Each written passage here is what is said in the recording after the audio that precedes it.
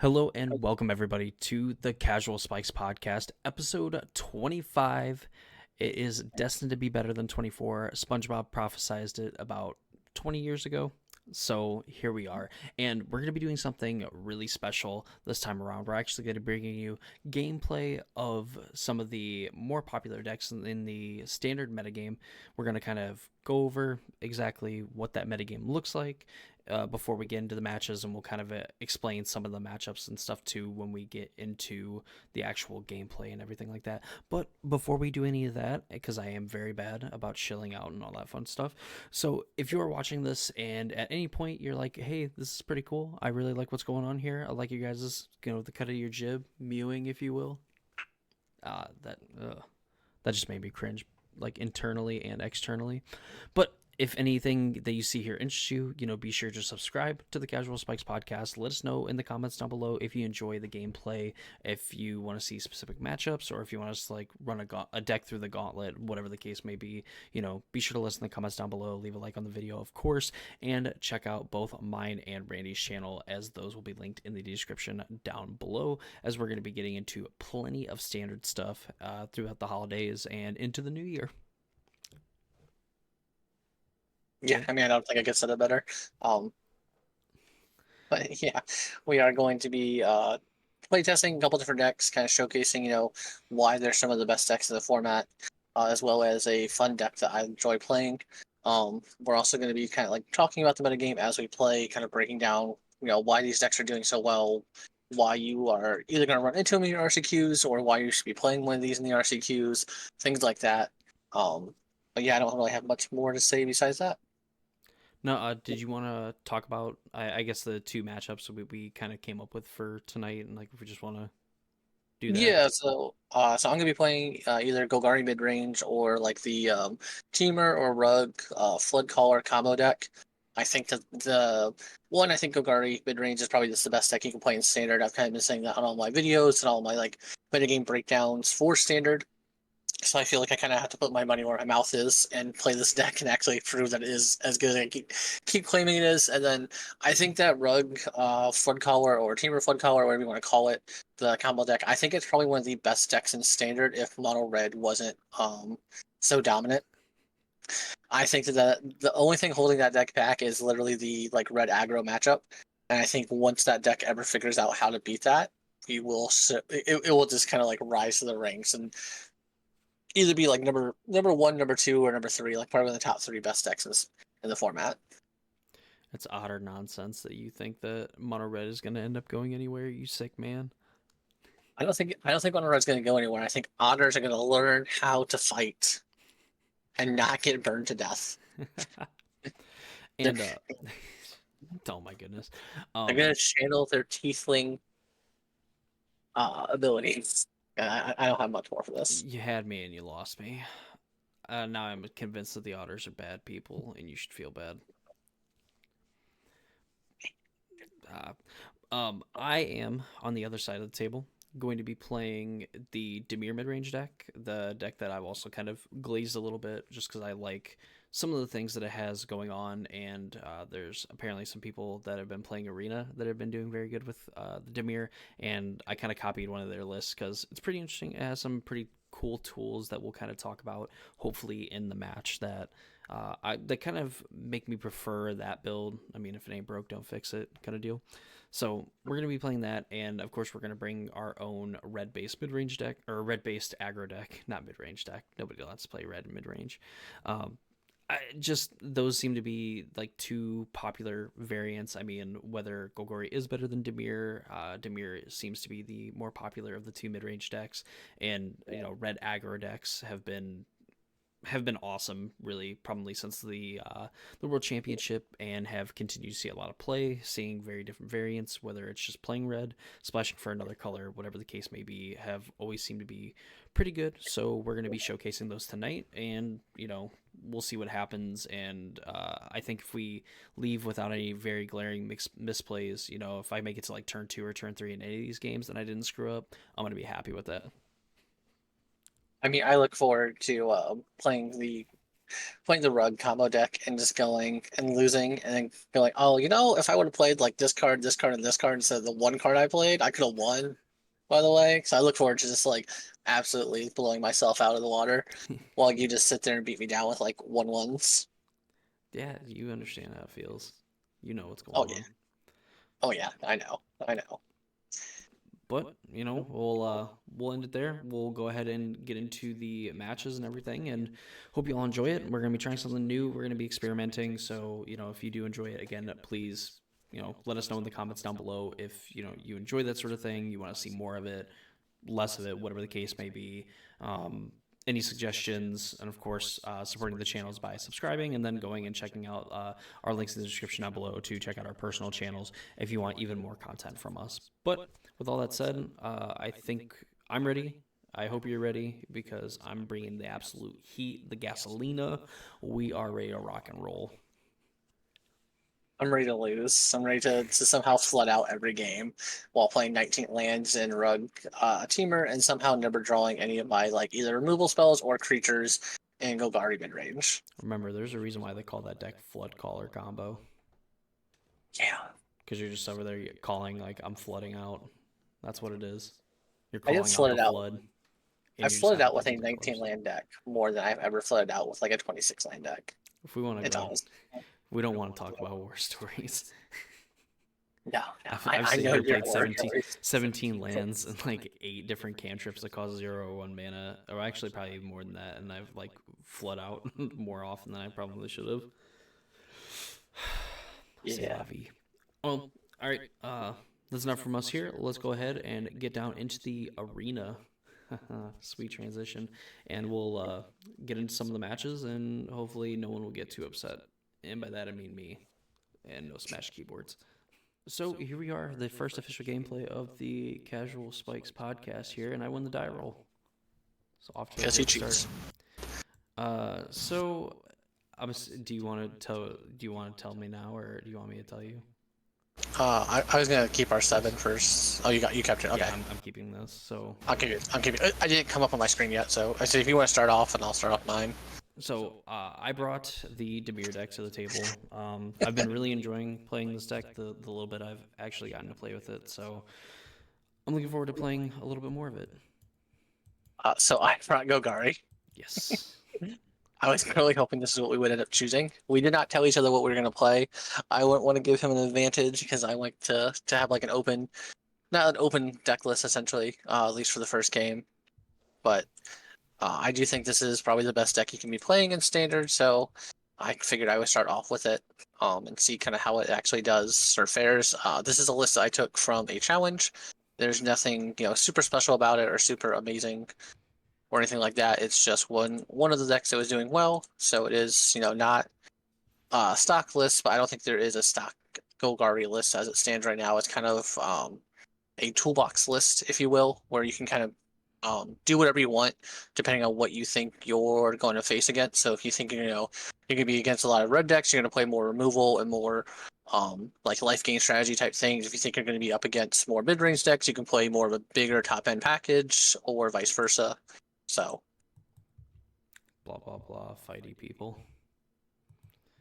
So I decided there I had the option to do a few things there. I just went with the Annoy with Affliction, and we're just able to kind of do what Dimir does best, is just kind of leave up mana and make decisions as late as possible.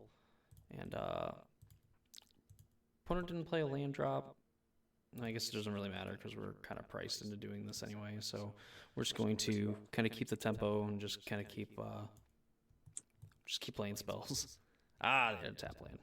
yeah, we did tap land. I don't think the 1 point with Land of Worlds is going to matter. So like I have another land in hand. I'll give you that free information. So I could have either played a land or played the tap land. I think the tap land's much more valuable here. Because if you have the counter spell, it doesn't matter. Like I'm not gonna be able to leave up 2 mana either way. Right. So That it's not like very true. It's not like we lost any value, if you will. Yep, that is and certainly is a Shieldred. Yeah, we're just gonna keep playing threat after threat. We're gonna make you continuously answer them.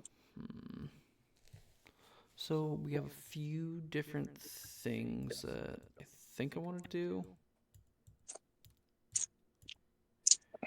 Could be that. Oh man,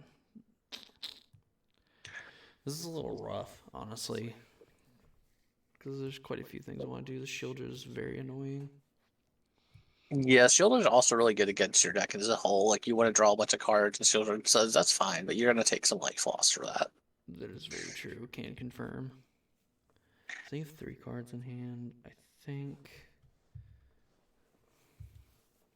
All right, so he definitely has a kill spell for the Shieldred. We will not attack Llanowar Else on the very most reasonable chance that he has a 4-drop 4/3. Very true. That would be that'd be a bad thing to get got by. Some would Yeah, say. we're like 95% sure you have that. I think Pretty we sure. probably want to go. Yeah, show me I the just want to play 4/3. it. Yeah, Oh man. And see, that is kind of tough. I feel like you forgot to set the upkeep stop to have the removal No, go. no, there was no that was not a mistake. I'm just gonna go ahead. Oh, yield to that draw trigger. First blood, turn 5. We did it, folks. I gotta remember to yield to your turn. Uh,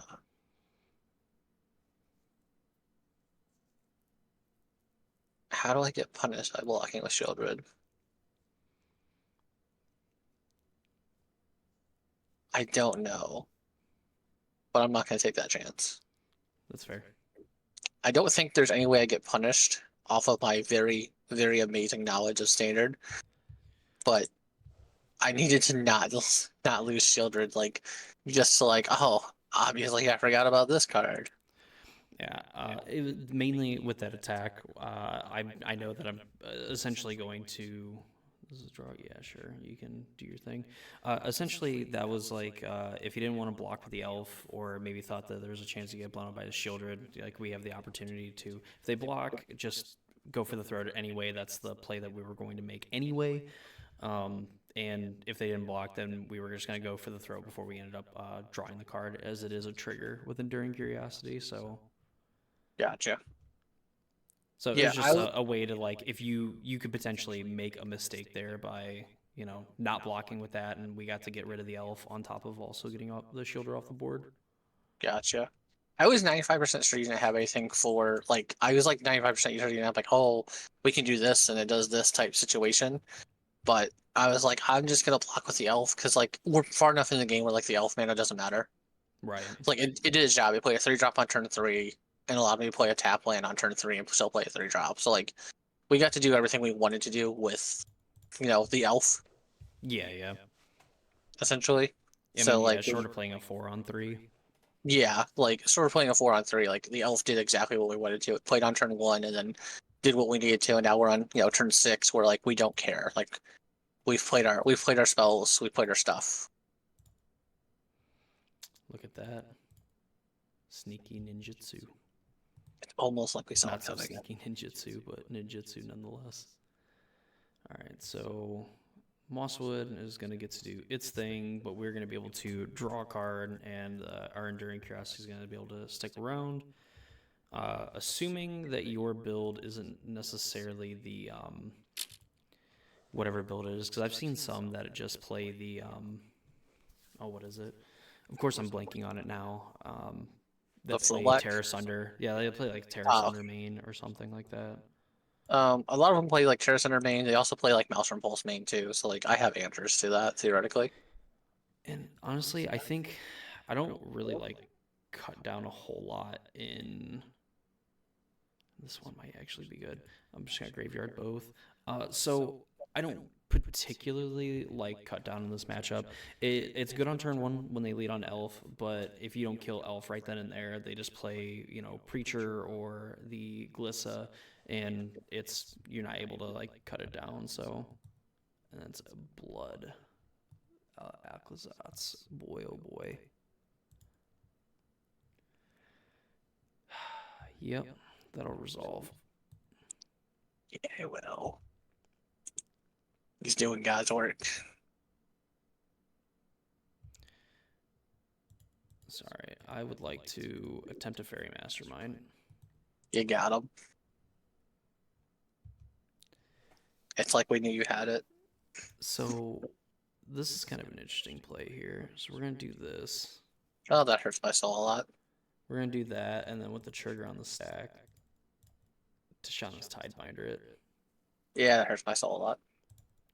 So we're just making this play essentially to deal with the Aclazotz, because that's going to be a very annoying card for us to try to deal with, and we're going to be able to potentially get in and draw 2 cards. That hurts my soul a lot.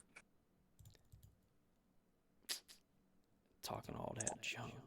Don't worry, there's still plenty of time for me to completely regret life choices, but we can go here. Definitely putting that to the graveyard. This one is kind of interesting. In a way, I don't know if we necessarily need it, which we can probably find something else. I'll put that. And then we will. I don't think you need the Mockingbird, honestly. Probably not. I mean, I basically just Ancestral that turn.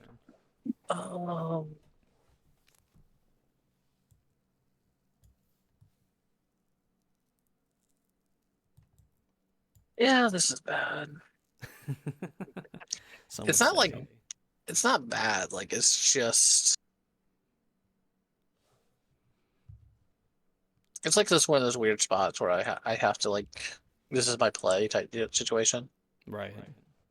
So You it's want to not draw bad extra per cards? se, but like Definitely not ideal. I think, like especially in this matchup, whoever can kind of get ahead first is usually in a pretty good position. And I think that it's considering you didn't have removal on some key turns, that this has been really, yeah. really good in my favor.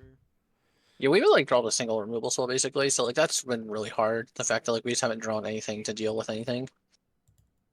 So I don't know if I necessarily do this. We're gonna go. We'll start Flood Pitch Drowner. oh that's good. That's what I wanted to see.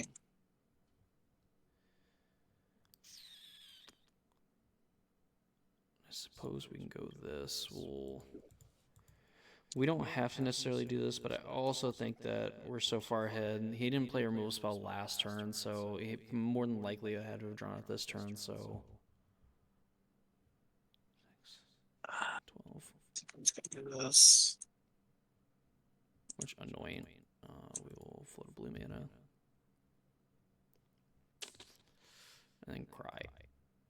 Yes, I don't think you have anything for that blue mana. Well, I got Spyglass Sirens, but I mean, we'll have to settle for, hitting our opponent to 3 and then drawing 3 cards. Yeah, I think that we're just in such a bad position.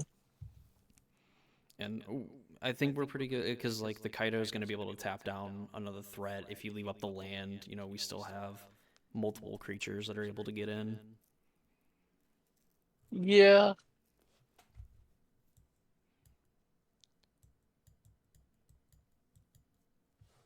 So, Preacher. The Preacher Man said it's the end of times. Yeah, we're just dead. I don't know why I'm so blank. No, but I want a Mockingbird copier Glissa for style points. Jesus, yeah. Okay, we just did not draw anything remotely good there. So that was fun. Yeah, I mean the fact that that game, I think, kind of went down to like you play a thing and then it's like I have answer for thing, and then the fact that I'm able to kind of get the card advantage going as well is some of the reasons I pointed out in like a few videos, like why I like the Dimir deck. But I don't expect it to go nearly that smooth for the next game and potentially the third one. Yeah, like I do think that like if I could have just remotely drawn any kind of like decent any kind of early removal spells that would have really helped.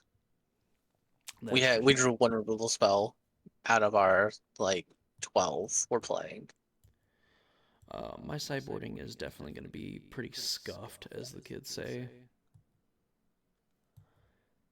Because I'm not exactly sure how much of a pissing match I want to get into with like Golgari. I mean, I don't think I want this. Probably want this card. That's probably fine. This is probably a good card. It's probably good. I don't know if this card's necessarily all that good in this matchup. This card felt pretty good, but I don't know if I necessarily like it here.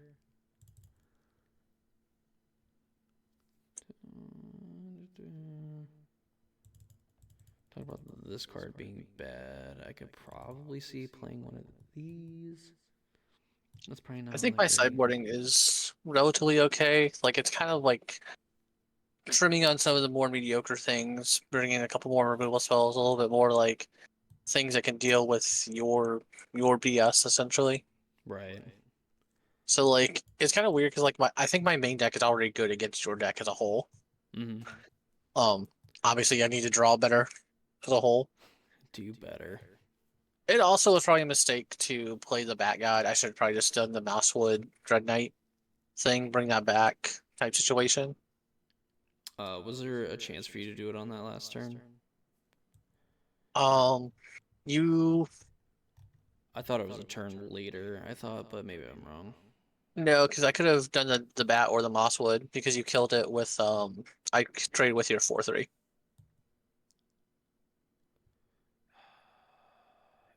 Yeah, this But is definitely either, scuffed. either way, I think it was just I think it was more a mistake on my part than anything else. I think I just didn't play the best. Or I honestly don't think I didn't play the best. I think I didn't draw the best. Was the true mistake. Oh my God, what is this? What? So we have colored spells, and we drew three soul stone sanctuaries. Like I don't even know what the odds of this are. Quick screenshot it. That's a community post. Hang on, I will take a post.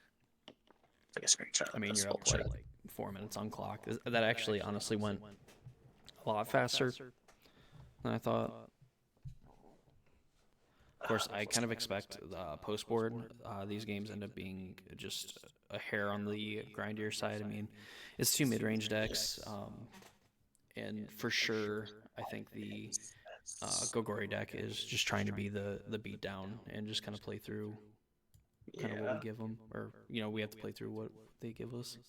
Yeah. I say we're gonna keep this. It's not like the best. It has lands and spells. Like I don't know how else to describe this hand. It True. is what it's typical Golgari, you know? Yeah, it's kind of hard because I know in general for like mid-range mirrors, you really just want to keep functional hands. Like Randy was saying, like his hand was just absolutely like that was not functional. Like even in a matchup where you don't necessarily want to mulligan and the resources are important, you don't want to go that low. No, like this hand was functional and like it's very hard to ship a hand that had like we had like three lands, three spells. Like how do you say no to that? Like it's not the best. Like my turn two is, um putting my Mosswood on an adventure. So like I would like to be like, progressing the board state to some degree, but like True. It's kind of a win more for the I think the Jameer deck if Golgori kind of starts off this way and like tap land into like draw a card. I mean, you definitely want to maintain having some sort of mana advantage. Just make sure you hit your land drops every turn, and well, it's not super important past like turn 6 or turn 7. You definitely want to be working towards hitting your land drops. So I don't even think the turn 2 that you played was necessarily that bad. I just think that when I want the game to be a little bit slower, like that's kind of okay for me because I'm not getting immediately pressured. yeah. I think I need to kill Fairy Mastermind this turn. Like you need like I'm very obviously representing a removal spell by not playing Mosswood Dread Knight, but at the same time, like you have to progress the board too. And so by doing this, it makes me not get blown out from a turn three Kaido. Like my goal is for you to cast Kaido on 4. Joke's on you. I still like it on 4. I like I that do shit. I do too. Um So we're definitely making a decision here. Like we could play this potentially into this and do some things, but I definitely want to. I prefer to do these just because this is usually a pretty critical turn for some dangerous 4 drops here. I think I just need to be mana efficient because moving forward, I can like start double spelling turn 5 forward. So like, this is probably getting killed, but like, we're gonna just be mana efficient based off of my hand and my Mosswood Dread Knight just chilling. I could tell One day you he'll come back from his adventure. that was not a threat that I wanted to see. Okay, so this is the best possible outcome is that he had to like pay a 3 mana spell to do that. Like he gets to now obviously untap, and I need to all learn how to fucking yield through turns.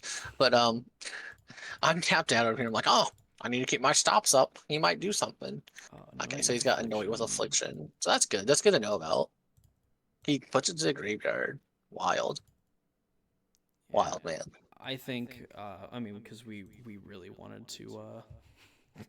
We just really wanted to try to hit our land drop, but here at least we have two creatures on board now. Our opponent's gonna be able to do a thing, but our hand's not like necessarily the worst. Where I don't think it's gonna be. The Oh, dream Maelstrom lives Force! on. Wow.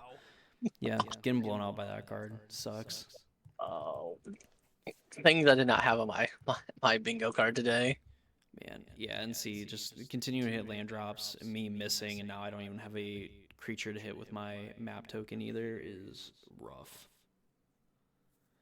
Yeah, you missing a land drop is the biggest part of this game.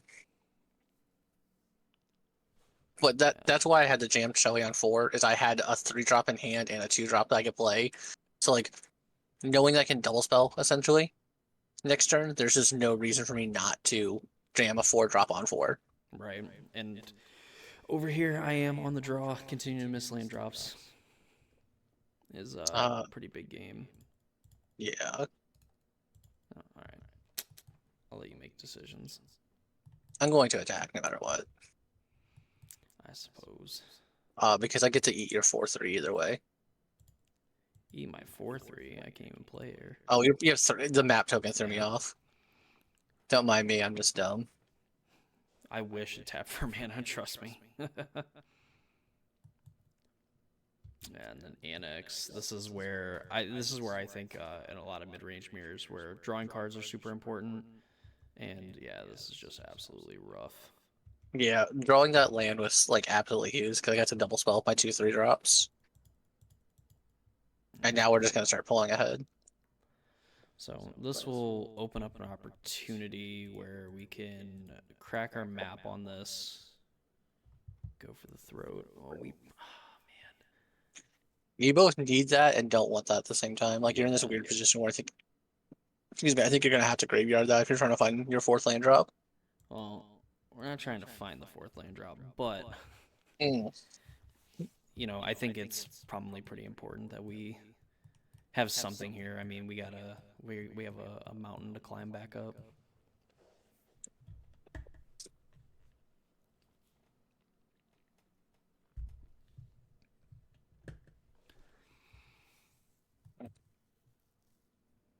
So I think we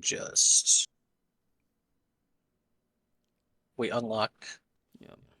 we unlock a demon.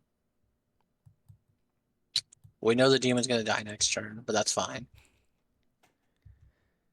We're gonna get to gain 2 life, drain 2, draw a card, and just continue to chug along our little way. So we can actually go. And it kind of helps that he's now priced into like spending 2 mana. You can't cast Shieldred with 1 black, buddy. No, I think I'm gonna do this. Oh I'm gonna yes, yes, hard cast hardcast Kaido. Kaito, and This is what we want to see every day. we'll make you make a decision here. I'm gonna keep the Glissa tap down. You'll then have the ability to attack the demon, but the Flood Pitch Drowner. Because for some reason this just says target creature with a stun counter on it. Also, I always look at it. I think Flood Pitch Drowner's wearing lipstick, but that's just obviously blood from the thing it just attacked. And I'm just like, man, why is this thing wearing lipstick? So we're gonna attack Kaido because that's just a source of value for him. Eat my shorts. And this is really good to attack Kaido because we're gonna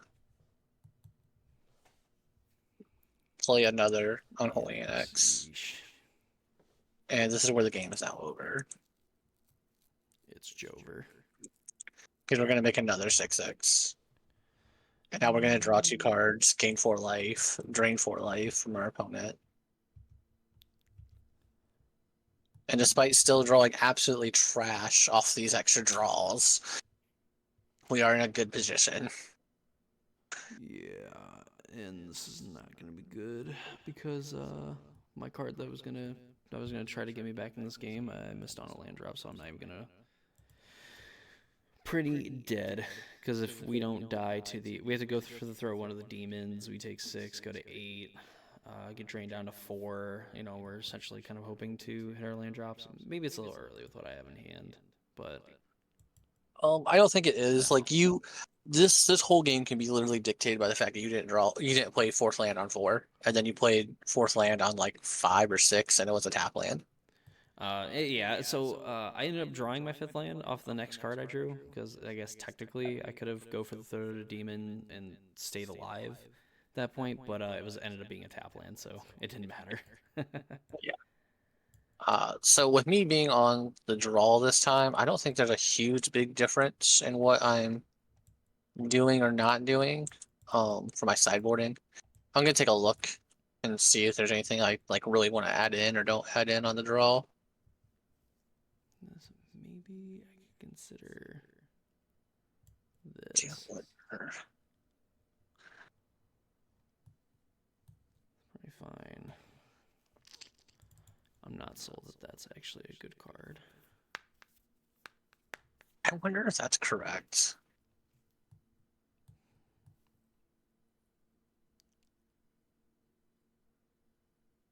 I'm gonna try something that I don't know is necessarily correct. Fair is fair. I'm throwing spaghetti at the wall and hoping it mixes. Oh, Yeah. goodness. So like I'm kind of torn between how good Dress actually is in this matchup. Yeah. And I guess maybe it's a little bit better. I don't know. I don't even know if it's necessarily like amazing or really that good against me, but I could also be wrong. I think that's my biggest like question mark about this matchup is how good Dress actually is. Because like Dress is obviously good when you can hit like if I get to go like turn 1 Dress, take your Kaido, that feels amazing. Yeah. If I go turn 1 Dress and just see like a couple of removal spells, a couple of creatures, it's like oh well, I guess I can take a removal spell, but like the whole game plan is 1-for-1 anyway, so like it's not doing too much. And Dress is like one of those cards that's like terrible late game. So it's just like one of those things where like I don't know. So I'm actually going to keep this hand, and it doesn't look amazing, but I think that there's enough here. Plus, we solve some of the problems of the matchup anyway. Don't necessarily want to mulligan, and this hand is like reasonable-ish, I think. We're gonna keep this hand, but I don't think because I'm on the draw, I'm keeping this hand. If I was on the play, I would not keep this hand. So let's go. Get a land on turn 1? Wild. And we have the Spyglass Siren finally instead of turn 12. Wild. Playing land on turn 1. What are you? The red deck? Hmm.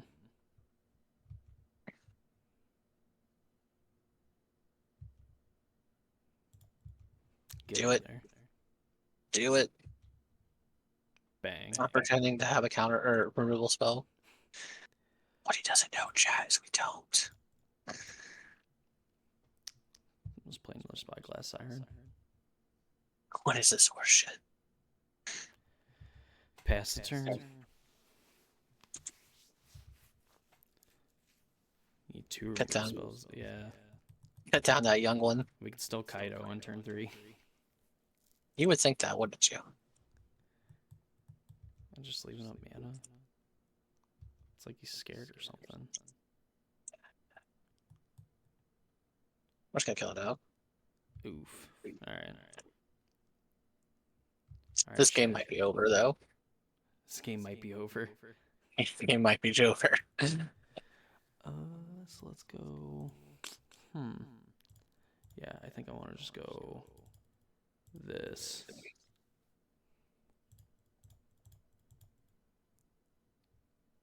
So he's got a Dark Shores now in hand.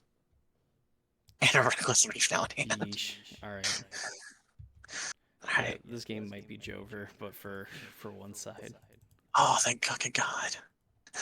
We drew that third land so badly. Yeesh. Annex in there. We really needed that third land. We drew cut down and annex as our first two draws. We're over here sweating bullets like No, that's not fair. All right, so let's go attack. don't do it. Don't Kaido me. Pass the turn. We're feeling real good about our life choices right now, guys. So what do we want to do?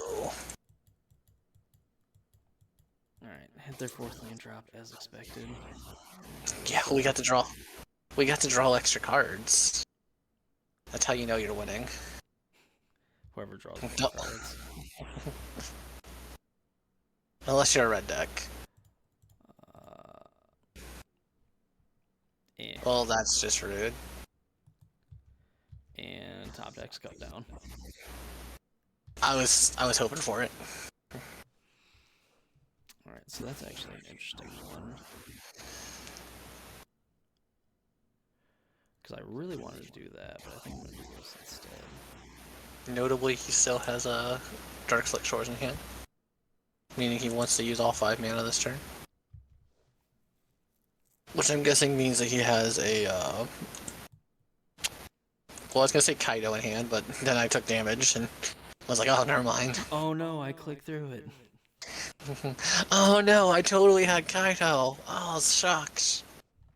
You got me, opponent. Darn. I don't know. I'm probably not winning the game necessarily on any of this, so let's... Alright, Moto. Be cool. Cooperate. No, my Galissa. Conveniently leave 3 mana up. Was it really for the Kaito? It's conveniently left 3 mana up. Maybe he did click through it, folks. Maybe he did. Maybe the clicks were the friends we made along the way.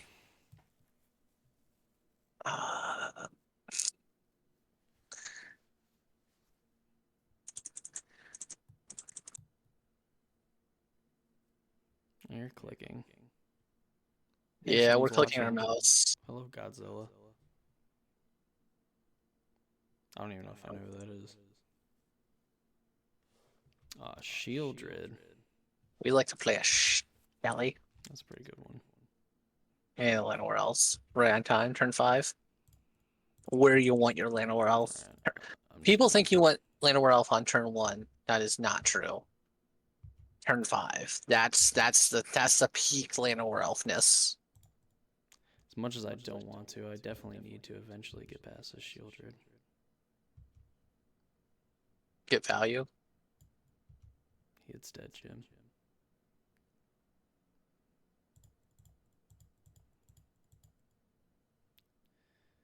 So let's see. What is this? I only know a 1/4 drop in your deck.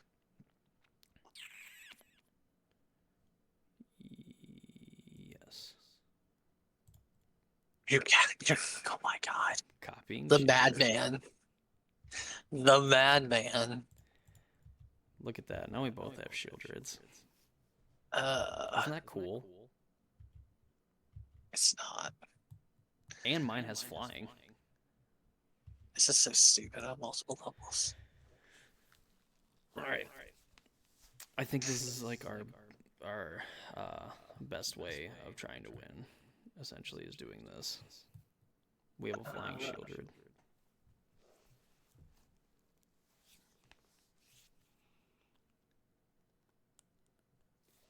My only wish is that I had more Mockingbirds.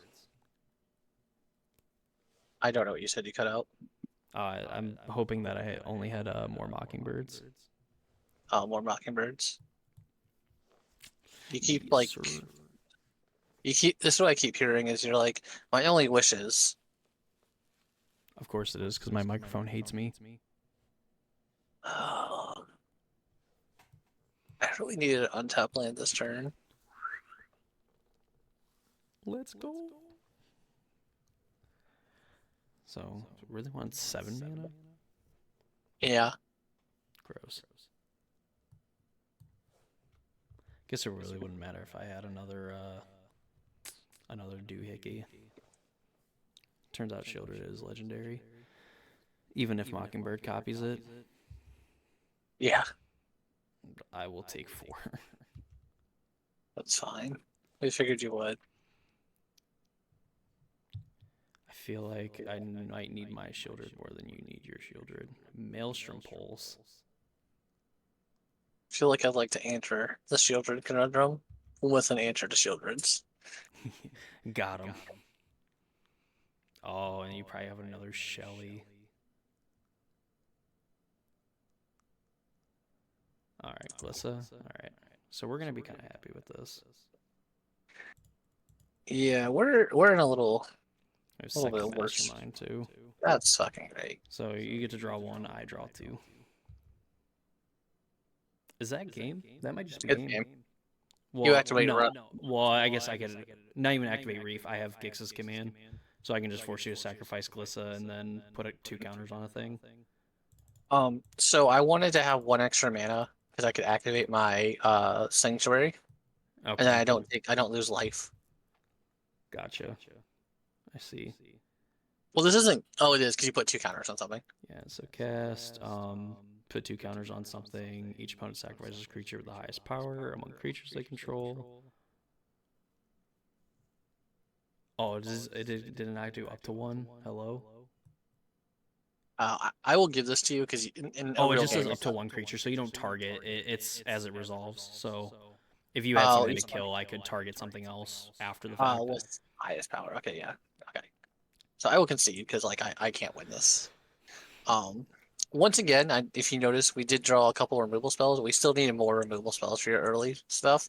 Oh, look, there's another removal spell. And you'll get a shot of the mono red deck, or the essentially mono red deck we're playing. I'm gonna pee before this, but to kind of talk post match. So the hand that we kept against you, and it was highly suspect, but knowing my discipline in these mid range mirrors, we did keep a 5-lander, and I believe we had 1 creature land in it with double Gloom Lake and 2 basic lands. But then we had the Spyglass Siren and the Mockingbird, and our plan was essentially from that point is like play this on 1 go and then force you to like use removal spells on these things, and if you're not going to and you're going to try to put threats on the board, then we're going to start using maps aggressively to essentially try to either get past lands or find gas. And unfortunately we found 2 lands, but after that we found some gas, and Mockingbird definitely pulled its weight, I would say, in that matchup. Yeah, so I kept 2 lands, couple 3-drop. So I kept 2 lands, 3-drop, the Annex, Glissa, Shieldred, and Go for the Throat. And I was like, we just need to hit our 3rd land, and we have essentially two draw steps to do this. Mm-hmm. And so, or I guess 3 technically, because on turn 3 we hit our 3rd land drop. But like, was like, as long as we hit our 3rd land drop, we're gonna then slam Annex and hopefully just keep the card draw going. And then we just kind of drew more annexes, and the list I'm running has 0 of the 4 mana 6/6, and I feel like that's wrong. I feel like the that creature should be in the deck somewhere. It does feel really good, and I think you even told me that the list you were playing wasn't going to, but like I still played the game where I'm like, this thing could just come down, and yeah, again, not knowing, but I think a lot of the Golgari lists you're gonna run to are playing it. It's just bad on my part if I was just soul spiky and wanted to win, where I'm just like, oh, I don't have to worry about that 4-drop, I got to worry about the other one, But I also think that's not really something that you can go into a tournament thinking like, okay, my Golgari opponent is not playing Archfiend of the Dross. Yeah, like I said, I copied a list that I like. I still think the deck is really good. I think that like they went heavier on Shieldred, which I understand why. Like I think Shieldred might be underplayed right now as a whole. Like the fact that when we started standard, like Shieldred was just seeing like basically zero play. I'm like, I don't know what people are doing, but that card's still good. There's a reason why it's 70 $80. Like it's not because people are just like, oh, it's a good mythic. It's a hard mythic to pull. It's a legitimately good card that you can play on turn 4 and just win the game from this card existing on the battlefield. Very true, and the fact that I mean, really in that game in particular, is like you playing a Shieldred. If I don't have Mockingbird to copy Shieldred or a removal spell for Shieldred, our way of just kind of getting ahead and being like the quote unquote better mid range deck is just drown you in cards. I mean, like game one was a perfect example of it, where we got to a point where I had a few cards in hand, but I'd also drawn a few extra cards at that point. You were sitting at one or two cards, and those one or two cards are going to have to put in a lot of work to kind of deal with the board of small flyers I have, applying adequate pressure, and of course, with my Planeswalker plus drawing 3 or 4 cards a turn, it's just not sustainable, especially when you don't have the annex going as well. Yeah. Um, I don't know. Like I said, I still like Golgari. I think it's still a good deck. I still think it's probably one of the best decks in the format. I think that the biggest problem you see with like Dimir is if you don't go under your opponent potentially early or get like that influx of like where you're getting more resources of them soon like quickly, like you can just get very easily overran. Mm-hmm. And like your deck is definitely the deck. Like your deck is definitely more of a tempo based deck compared to mine, where like you stumbled on, your fourth land drop in game two, and like it was over. Yeah, and even I mean, it got to the point too, and I think that's kind of like the philosophy for mid-range matchups in general, where you're kind of playing these matches. Like we've been saying, you want to keep your land drops. Normally, you don't want to mulligan unless your hand is like uber bad, because you're generally going to have enough turns. Against Golgori, since they do play a lot more aggressively, I don't think that. I think they do a better job of definitely punishing you if you mulligan or if you keep a hand that's like kind of close. And I think if you would have had maybe necessarily the elf into the other 3 drop, either Preacher or into Glissa, I would have been in pretty big trouble, because then, of course, my hand where I'm like, I'm going to keep a bunch of lands, I'm going to try to get some card advantage and try to win a longer game. And you're just like, nope, we're going to like end the game here in the next few turns, would have been really bad for me. So definitely lucky that you didn't have nearly as fast as a start, and that you kind of played a little bit, ended up playing a little bit slower of a game, as in just like playing a threat on turn 4 rather turn 2. Yeah, I also think like your deck has a really big ability of like I have to kill these little creatures early enough to where like if I let you have a creature essentially and you get to turn 3, like I just have to now maybe deal with like Kaido, which is a lot more challenging to deal with than it should be. Mm-hmm. So like it's where like your deck has a bonus a benefit of like I have to kill your stupid little creatures that don't matter, like your Spyglass Sirens and Mockingjays or Mockingbirds. Mm. And it's just like so like it definitely taxes my removal, and then when you don't draw enough removal, you're just like, interesting. There Do I was kill this or not? Oh yeah, and the card that I wish this deck was playing, the Azure Beastbinder, is a card that I almost want to fit in here, and maybe don't need it, but there's definitely some times like Glissa is a very annoying card to deal with for anybody. And I feel like Beastbinder, just like getting rid of Death Touch and First Strike, making it a 2/2, just makes it an infinitely less threatening card, on top of the fact that, again, I mean, it's going to lose the rest of its abilities too. So just turning Glissa off immediately, and this thing being able to block it as well, just it really nice. So I wish that this card was kind of in this final version. I also really like Preacher, I think, just as a card, but maybe not needed. I think I really do kind of enjoy this outside of the Azure Beastbinder being 86 from the deck. Yeah, I will say like the Beastbinder being able just to take away First Strike and Death Touch is amazing. Like if Glissa didn't have First Strike, Death Touch, she would not nearly be the beast that she is. Because like you need to have a creature now also has First Strike to deal with her, and then like and be a big body, and like you're probably losing that exchange of mana anyway. It's just like it's all negatives. It's just all negatives. Like oh cool, And Glissa. Come to think of it, I think the reason why maybe your list was excluding the demon was maybe specifically for the Glissa, just for the fact that if your opponent plays a Glissa early, you playing a demon doesn't really do much for you other than like some of your demon synergies. Just because of the fact that, like, if it ever gets in an attack, it's going to remove the rest of the oil counters from it and then kill you. So maybe that was kind of the consideration for cutting the demon. Yeah, so and whoops, not that. So in my opinion, like they went more heavily on the fact that like Soul Stone is a creature of all types. So like that's your demon, extra demon, and then you get to this play. They're playing more Shieldredge in this list, and they're playing like a bat too. Like I feel like they're kind of like hedging more against the like red aggro decks that are just like dominating the metagame.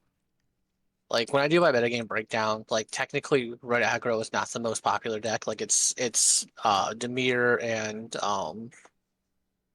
Golgari. But like if you were to add all the red decks together, like in every 32 challenge, all the red decks are usually more popular than any of the most popular archetype. Because you have like mono red and rule essentially have been vying for first place of who what version's better. And you usually see like anywhere between like I want to say on the low end you'll see like six to like 10 copies on average in a top 32 challenge. Hmm. And like a lot of decks just are learning they have to have a game plan for that. And so if you're playing Force Shieldred, which is already hard for that deck to remove, that also gains you life. You're playing the bat the Bat God that's also gaining you life and hard to remove. Like you're just kind of like going more all in on that game plan, and you're just assuming that your mid range plans, like you're going to be able to activate, your Stole Stone to not lose life. Or you're going to be able to open up the second chamber to not lose life. And so you don't need that 4 mana 6/6. It's not technically winning or helping you against the aggro decks. Very true. I can just see where you play like Glissa on turn two and it just sits back and blocks like the biggest thing because it's going to beat it in combat and they're gonna have to invest heavy on resources to like beat it and then Shieldred just never having to really do anything. Yeah. And then, like you said, Aclazotz just being a big life linking thing that eventually, if you ever get to parity where maybe your opponent can't attack, Aclazotz is going to kind of break it too because they're going to start putting pressure on their hand and they're going to have to start playing their spells. And I mean, you negate a Boros Charm or, most of a Lightning Strike and part of a Shock or whatever with one Aclazotz attack. So, I mean, they're spending 2 cards to deal a damage to you and they're discarding a card from the Aclazotz as well. So, I think definitely you're probably right. They're leaning to like play better against some of the aggro decks, and in turn, they do kind of hedge a little bit. I would say against the Golgari decks, even though I still think that the the demon is just good. I think it's just good. Yeah, I think the demon's just good, but like I think that was what the game plan was with this list. And like the list I stole was like got fourth place in a challenge, so it obviously didn't do bad. Like I didn't take something that went, 04 drop. But it is a different take on the Golgari list for sure. And I do think that like you're gonna see a lot of this as the standard metagame kind of keeps evolving, is like eventually these like mid-range decks will end up like they almost eat themselves essentially to where when you get into like these things where like if like mono red or like the red aggressive decks start like falling off to the side because they're losing too heavily to like the Golgari mid-range deck that can just easily beat them, then you get this problem where the mid range decks start eating themselves, or like they keep just kind of one upping each other. And like, well, this is better in the mid range gameplay. Well, this is better than that in the mid range play, and then this is better in this mid range play. And like, you just can kind of keep eating yourself until you're like, I'm playing no 2 drops, no 3 drops, just 4 house bangers all day long, and Mm-hmm. then like the red decks will come back in and go, how cool, you're only playing 4 drops. My 1 and 2 drops say hi. And so I do think that we could see that happening with like the metagame, and that's kind of what you're seeing with this. Is this deck is skewing itself more towards where it already has an okay mid range matchup in like game one, that we can skew ourselves to just beating the red decks, and then if this continues to happen and the red decks fall off, we'll then see that like metagame eating itself type situation. Oh yeah. Did you have any final thoughts specifically on this matchup, and then we can well stop the recording so I can use the bathroom because my bladder is like usually this big when we start streaming, the size of a tip pencil. I don't think so. I think the matchup's not nearly as terrible as I showcased it in game one and three.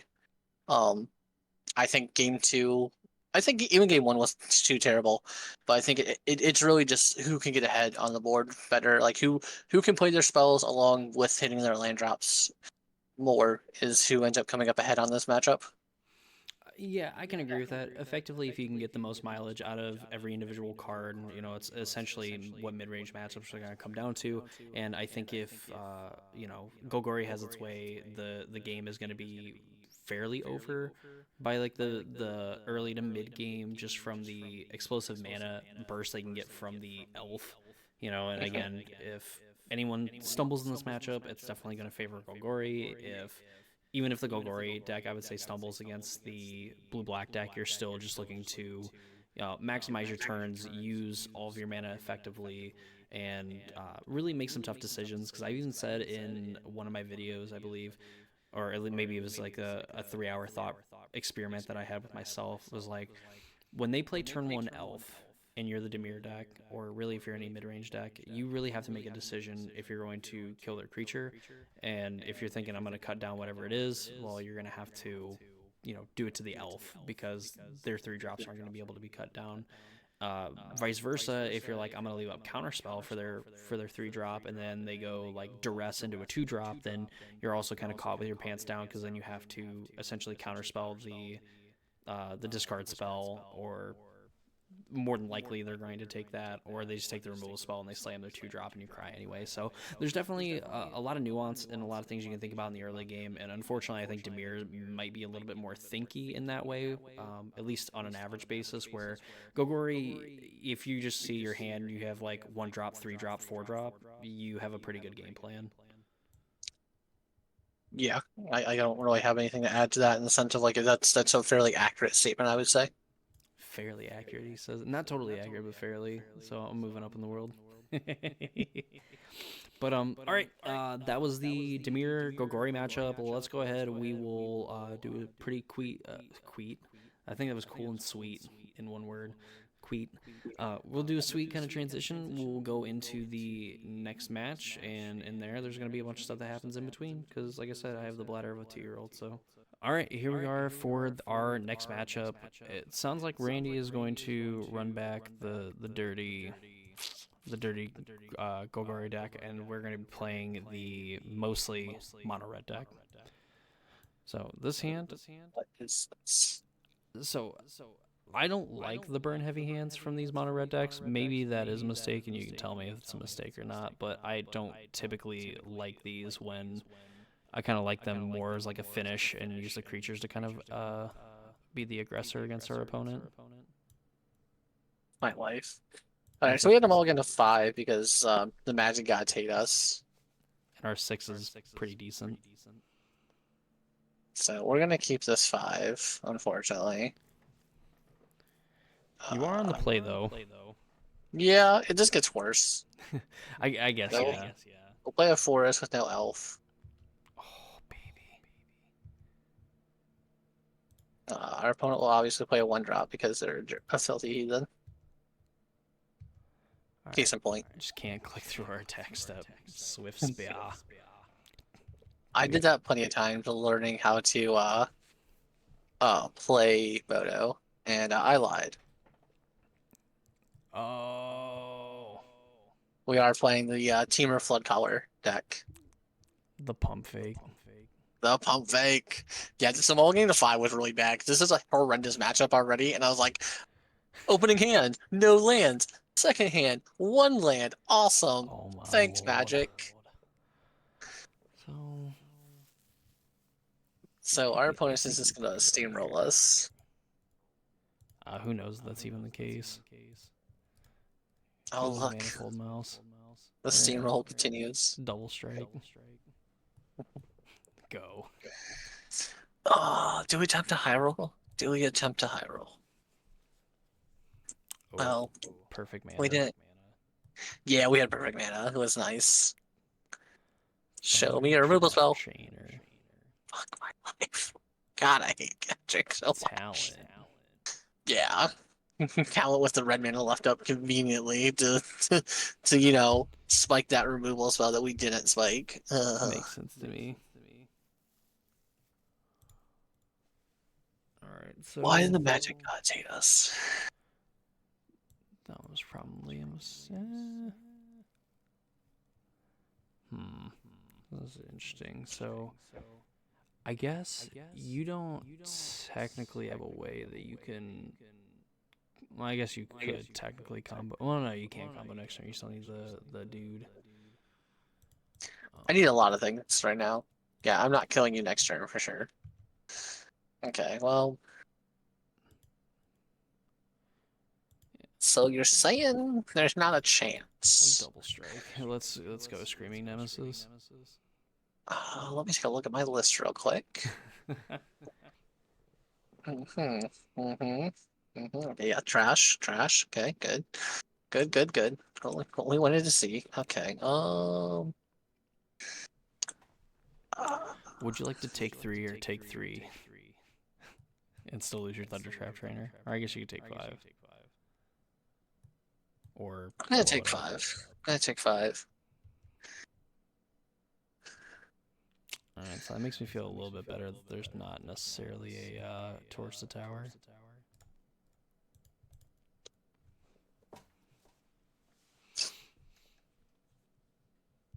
So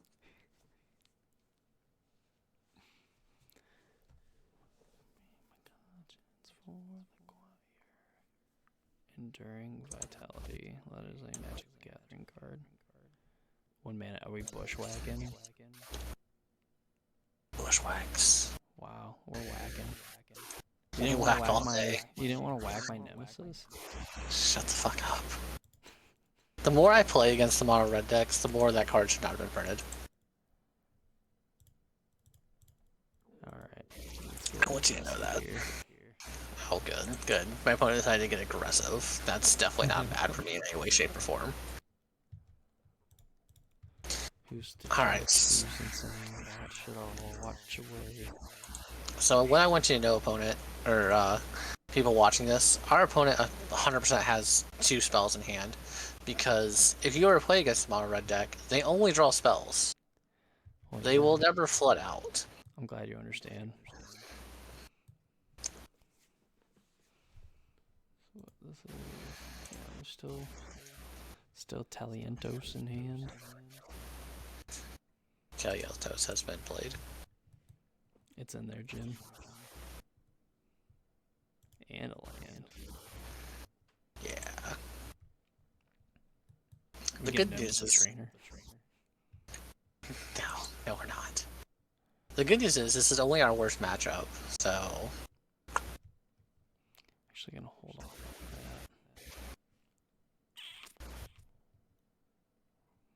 on that. Alright. I would like to go to combat. Opponent does not want to play a creature. Now what? What do you mean I don't want to play a creature? I would love to play a creature. I definitely went to go to block, so that decided that I was going to tap it for mana this deck because you're selling your attacks up. I know how magic works, he says. Got him. Alright. Blue mana. Is it really this town ain't big enough? This town ain't big enough. Yeah, return up to 2. That's awkward. Yeah, you cannot fault this, sir. I will protect my Nemesis though. But you is not take any damage. That's fine. I'll let you know my otter's now bigger. So otter is bigger, confirmed.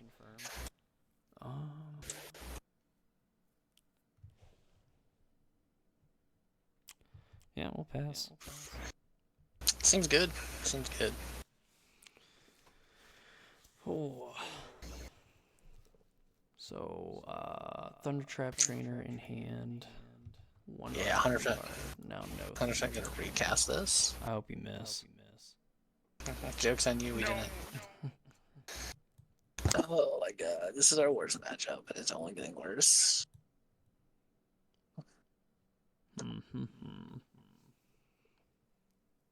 Blue mana, play the Storm Chaser's Talon.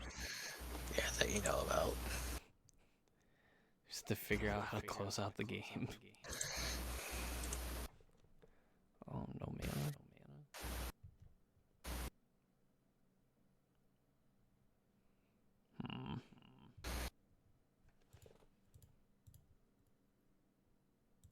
Yeah, you just have no cards in hand. All right. I don't think you have a way to gain life, but I'm gonna do Nah, it anyway. no, I don't. That's why I was checking in the main deck. I was like, do we put gain life? No? Okay, cool. Oh, All right, this I'm about to is go to bed. this is the problem when you essentially, yeah, this is a problem when you mulligan a 5 as the combo deck. He shoots my face, so that's definitely not a good sign. Well, I'm gonna cast this burst lightning, and then I'm Yeah, gonna do you have cast this another burst Duelist lightning. Yeah. So I mean, that still felt. I mean, that still felt like it was honestly kind of close-ish. I guess you have no cards in hand, so I mean, Yeah, this is maybe like bad. a few turns off, but nonetheless, we have expertly beat our opponent mulligan to 5. Okay, so the good news is we do have some sideboard cards for this matchup. What are those? Can you please? Thank you. I don't know if that's probably not good. That can't be good. And then I'm gonna find out that actually is the nuts. Okay, so I don't know if I want that. Could it just be these?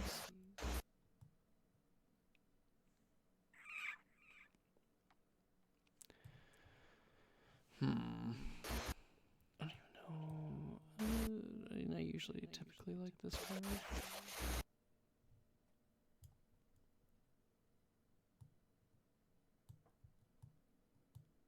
alright, we figured out what we're sideboarding. We have like 7 cards to bring in against this matchup because it is literally our worst matchup by bar none. By contra mile. Yeah, this matchup is quite literally horrendous. I think I want this. Horrendous, as the kids say. This is the biggest problem with this deck is that like one, it mulligans badly because it's combo deck. That's how like 95% combo decks work. Um, excuse me, and 2, it's just a bad matchup. Like, excuse me, our opponents come out fast, so it's just not good as a whole. Yeah, this is a hand by definition.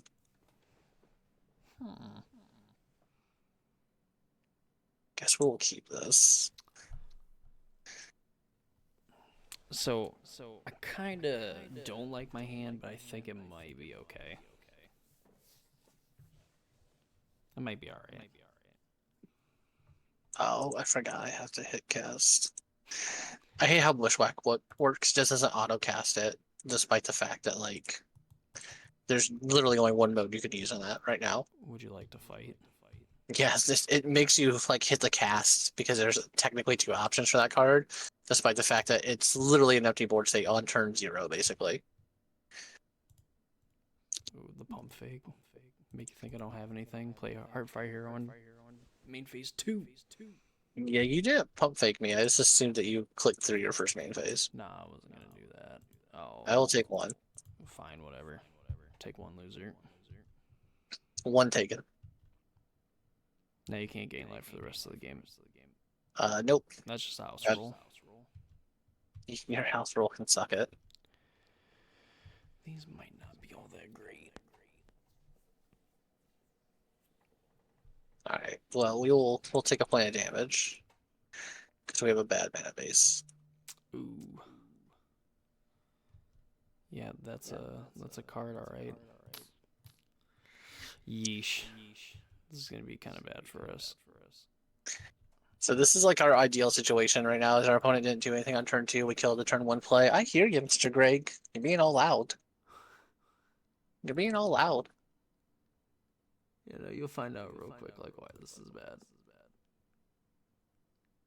Do you have double removal spell, I'm guessing, for this? Yeah, and I think I want to do. No, I probably just want to do this one. Did you bring in Torture Towers? Yeah, that was kind of my idea. Was that like your nerd is like 2 toughness, and I want to kill this thing and keep it off the battlefield, but it's probably a mistake. Yeah, see, I feel like that's a mistake. All right, well, we're gonna yield through our turn because we're not doing anything. That's what you want me to think. We don't play any instants in this deck. I don't know what you're talking about. Go. Yes, Huzzah. Jesus, I hear you. You're very loud. How much I hate Roaring Furnace / Steaming Sauna. Sauna. It's like a sauna in here. Flood Pits Drowner. Get that shit out of here. Alright, I suppose. I'll just do this now. And That's if just you rude. counter it or whatever, then so be it.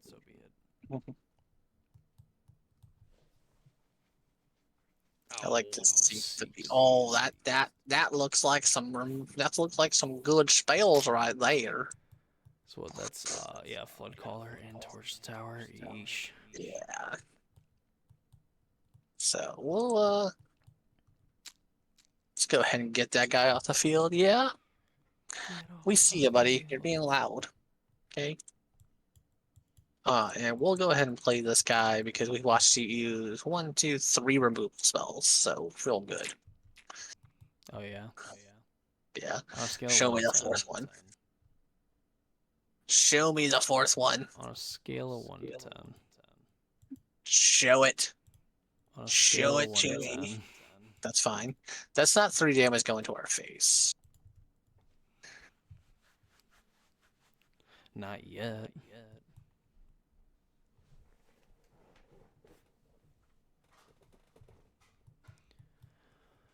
Alright, so we've put absolutely 0 pressure on opponents turn 6, and they're at 17 life, and they have now officially done more damage to themselves than I have done to them. Torch the Tower, where's this going? Oh. At your little mousy friend. Whatever. Yeah, this is pretty bad. Oh, Storm Chaser's talent too. Yeah. Yeah. Alright, lightning strike off the top. I would be perfectly fine with a lightning strike off stop to kill my 33 creature. Off the top rope. Alright, let's go this guy. Yeah, that's fine. We're Manifold and Mouse. He's got trample. Or double strike. Indeed. Yeah, I guess it doesn't really matter which one you choose. Technically no, but trample for dominance.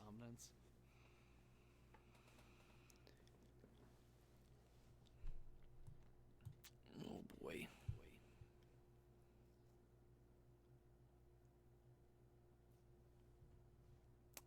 Bushwhack, so that's fighting.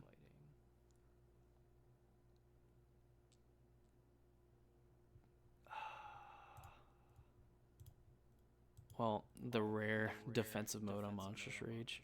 We're cooking. Yeah, that's fine. That's fine. We're I will trade We're cooking. 2 cards for 2 cards against you. Alright, we have absolutely nothing. I might just concede for the fact that I don't think I can actually win from here. I think you can win from here. Can you get, Torch the Tower? Alright, that is a magic card. Yeah, we're just using all our mana because the other card in our hand does not do much. As it is not instant.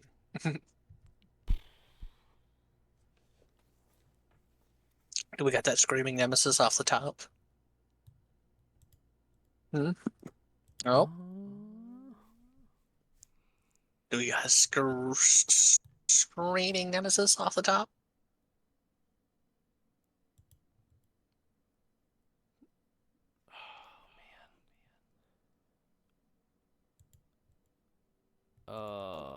This is gonna be super bad if I do that, and it's not at all what I want. So this is the only instance I've ever played of this gameplay where I'm at 17 on turn 7. Alright, let's do this. I'm gonna bushwhack. He's looking for why didn't I yield to your turn? Got a mountain.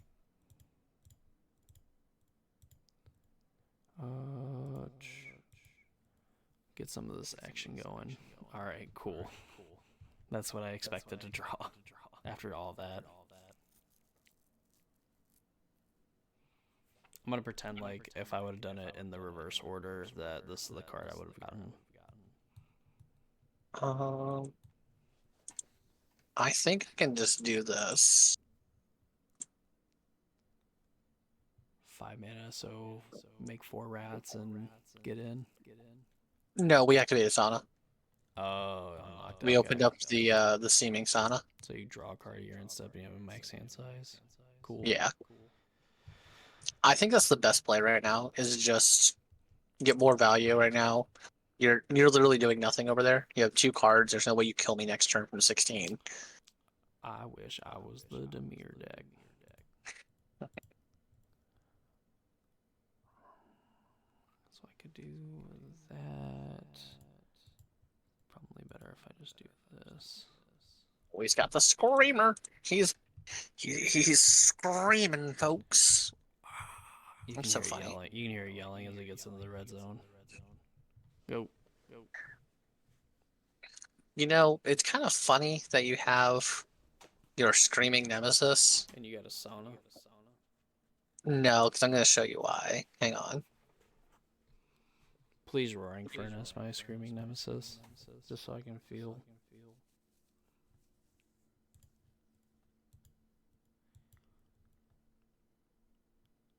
Analyze the pollen.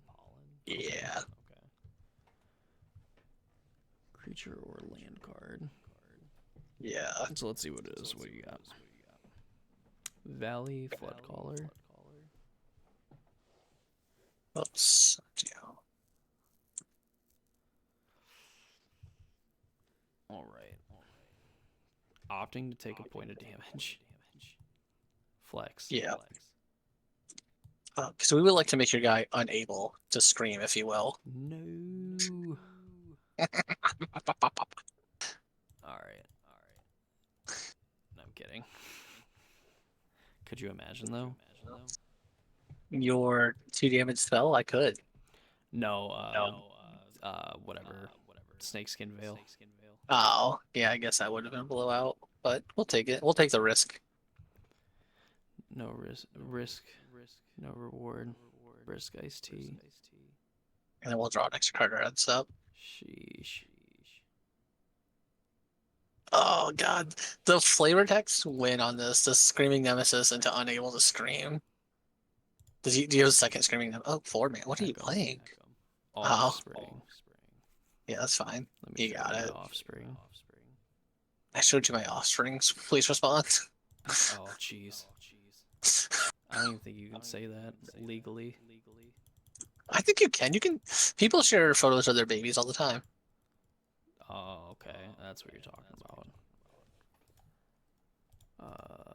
Yeah. Okay. Cool. We're good. We're good.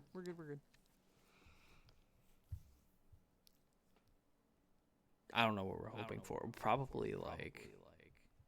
I don't even know if that's good. Oh boy, what is this? We're gonna make some rats. This is in fact rats. So I'm assuming that it's probably like this plus another 1 mana thing. Oh. 6, 7, 8, 9. And then after we attack, we're gonna kill one of your rats. So that way they all get bigger and untap. So 6, 10. Oh, wait up. Oh, that's still prowess. So 9, 11, 13, 15.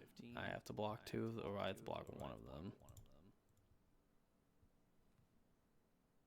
That's 4, 5, 6, 7, 8, 9, 10. Yeah, so you can block with your useless creature and Go to 3. go to 3. Alright, there's probably nothing we can draw. I guess.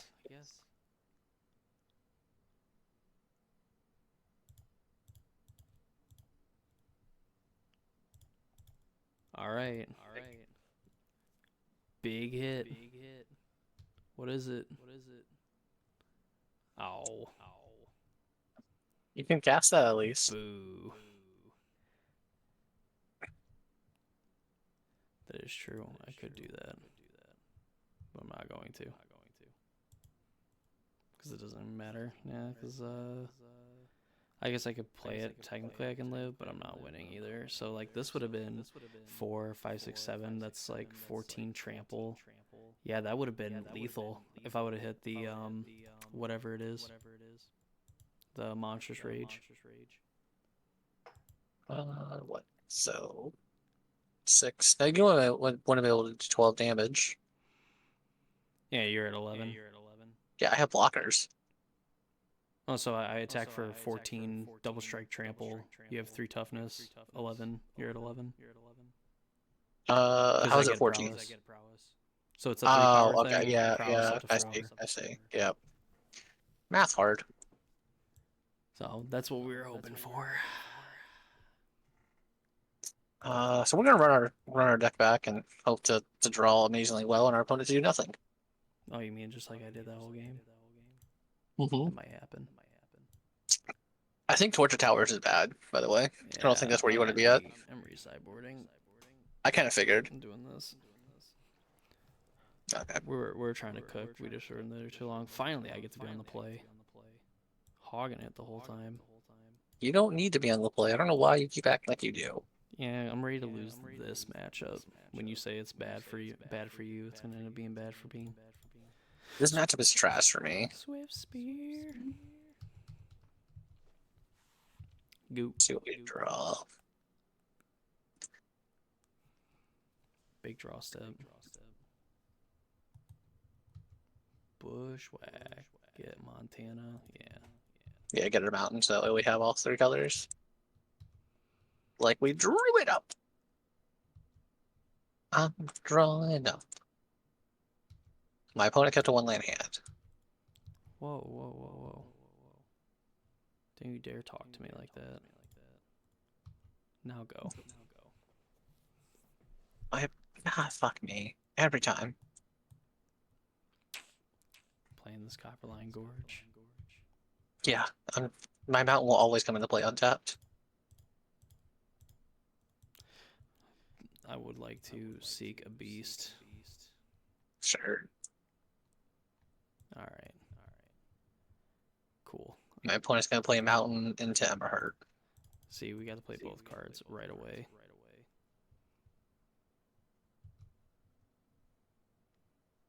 Taste it. I like to Flood Pit Downer. Which one would you like to flood pits? I like to play the one that you're gonna play a Thingamajig on. Yeah, you're right. That's fine. You had to have it though. That's true. I always have it. Look at that Carplusion Forest. Out of there.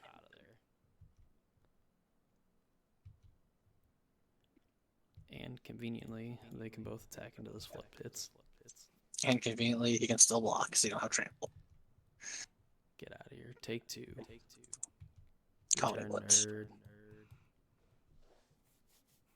Now it can't be cut down. Oh no, Never not mind. my cut downs I'm not playing. This is slowly just spiraled into chaos. What is this? Don't. I mean, that's how this game usually spirals into. And if this was arena and you were passing like that, I would feel way more confident. But knowing that it's not. All right, I'm gonna target this. I hope you hit what do you call it? I hope you that one. Screaming Nemesis. Tilt. Good. Feel tilted.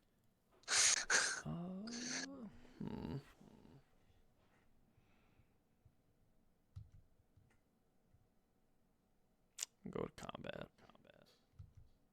Combat has been initiated. I would like to poke in with these guys. I like to declare blocks. Blockers can be declared.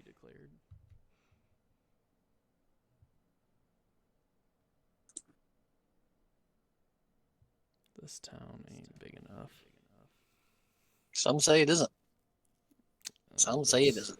Terrible. What do you say, Greg? Greg, do you think this town's big enough? And your thing gets to live? combat? That's a little annoying. You have spells, I know you do. That's true, but then I can't. Well, I guess then that is haste. Like, it doesn't matter. Yeah, so I guess This is okay. we'll just lightning strike your face and It's fine. beat the 2/2 in combat.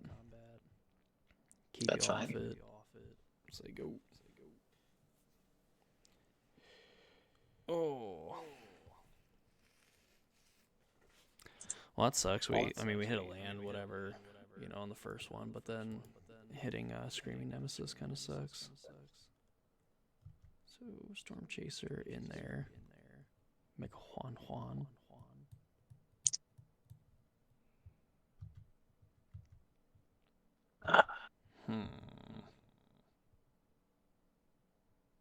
See what our opponent see what our opponent does this time. Eh? Still in there.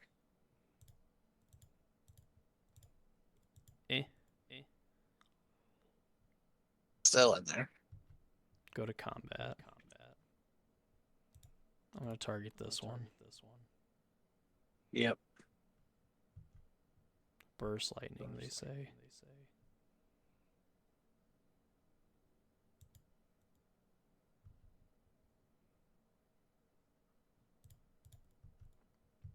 Skadoosh.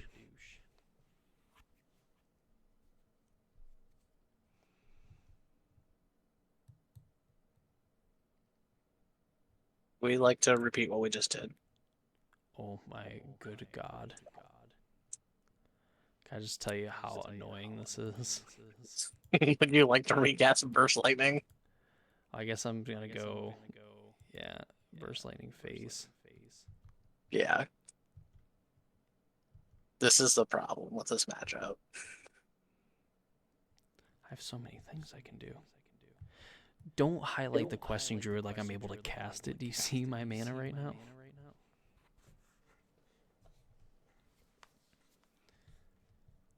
Thunderclap Trainer.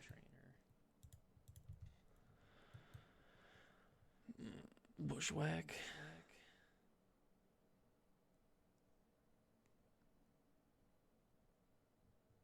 Oh, this is going to be... Alright, so I think incredibly bad if this is Island, play Doohickey, and then another Bushwhack would be pretty annoying. Not even gonna lie, no cap.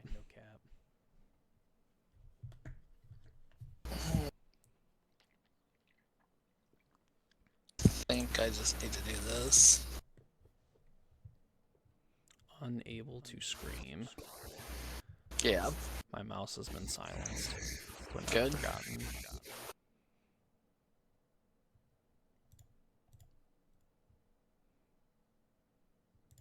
Awesome. Indeed.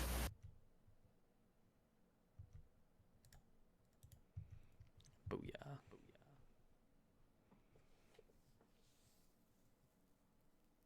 Well, I assume you have a spell. Yes. I want to get Wow, some it's like cards too. It's like I'm so good at this game. So 3, 4, 5, 6, 7, 8. Sun's dead. Yay, magic. Yeah, this matchup is horrendous, as previously stated. Ah, no, I don't want to look at these nerds. Let me look at the collection. Yay, so, yeah, my sideboarding definitely suspect with this deck. You can tell I only play best of one with Rule. Yeah, so the sideboard, like my sideboard, for your deck specifically, I have 8 cards I can bring in. We have 3 Flood Pit Drowners, 2 Unable to Scream, 2 Scorching Dragon Fighters, and a Dissecting Tools for this matchup. Dissecting Tools is sick. It's really good if you get to cast it. The problem is it's 5 effing mana. Well, yeah, but you can make like 20 billion in a turn. Just imagine making like 12, 15 rats and then playing a Dissecting Tools. Yeah, I'm already winning that game. That's the problem. I need. So the biggest problem with this deck is that it loses to the mono red matchup, or the red aggro matchup, I should say.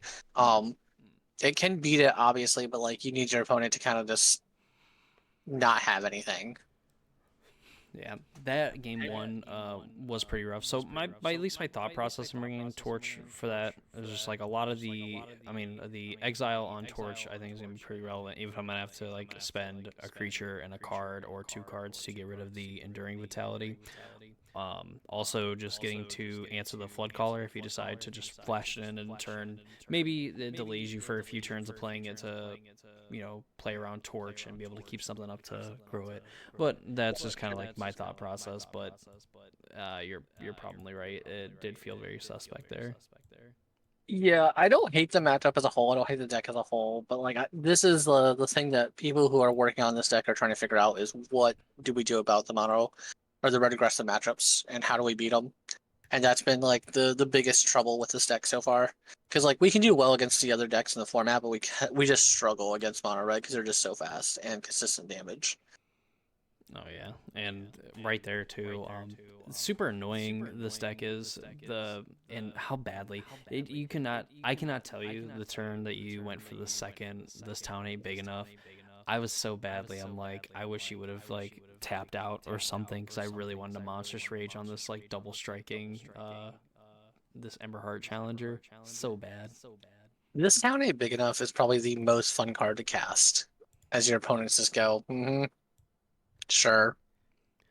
Like being able to bounce something for value and setting them back. And if you ever have up to Beanstalk when you're going, this town ain't big enough, you are just like chef's kiss. Just like I drew a card, I got a card back in my hand for more value. I disrupted your turn. Bye bye. Yeah, just such a huge tempo swing when, especially like the few turns there that we'd seen where you bounce my Emberheart Challenger, and while I don't necessarily need to recast that turn because it does have haste, for a lot of decks, that's just like, I'm going to play this because it's going to help me pre-combat. Oh, well, guess what? It's bounced to your hand, I get a bunch of tempo, and I get a card back that I wanted anyway. And like you said, if you just have up the beanstalk going as well, you're just up so much on that exchange. Oh yeah, and like so the deck has Thundertrap Trainer, Storm Chaser's Talent, Bitter Reunion, even up the Beanstalk or like the Furnace/Sauna that you just want to bounce. Like we have so many things that we want to bounce in our deck that we're just like, oh no, more value. Are you sure? I guess. Yeah, yeah. The otters are pretty cool, but unfortunately, a spirit, the screaming nemesis. Even though it didn't really do too much past game one. I get to live the dream of casting Unable to Scream on Screaming Nemesis, though. That is such a flavor, like this victory for me. Do you think mono red or like these red base aggro decks get better if they just play Kaito in their deck? No, no, I don't think the blue black planeswalker makes their deck better. Uh, What about do we playing want to do what about playing blue and you can just Mockingbird whatever you play? And Jesus? it Do has you want to flying. What's do up? one more match? If you're up for it, yeah. Yeah, I will challenge you. Yeah, This is yeah. The green black or whatever. yeah, I know what you're talking about. Um, this is a mulligan. We have one land, so just not capable no matter what deck you're playing. We are not playing Oops All Kaitos, so we have to mulligan this as well. You have like what, four Kaidos in hand? Pretty close. Not that Jeez. far off. This hand's a lot better.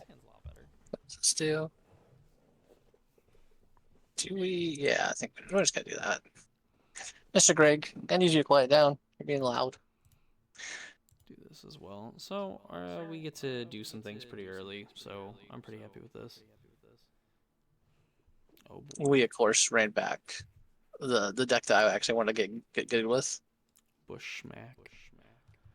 Some Bushwhack. some bushwhack, whacking some bushes, if you will. I'll go this land tap. Say go. Yeah, play that tap land.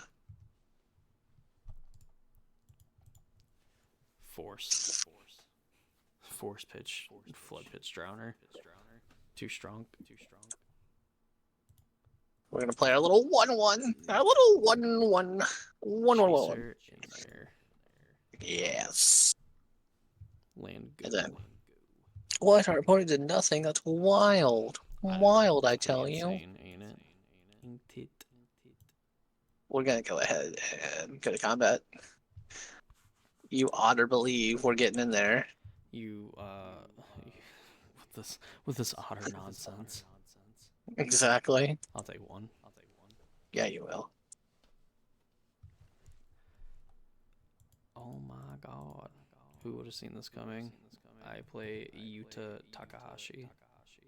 That is crazy. You know Torture. what's crazier? Is the fact that you did not see this coming. Main deck paw patch formation. Alright, fair Yeah, enough. the one of fun of. Alright, well I've successfully been gotten. Your Kaido can stay home. It's okay. You know it's funny because I actually just top deck Kaido. We played around it perfectly. Expertly played around the Kaito.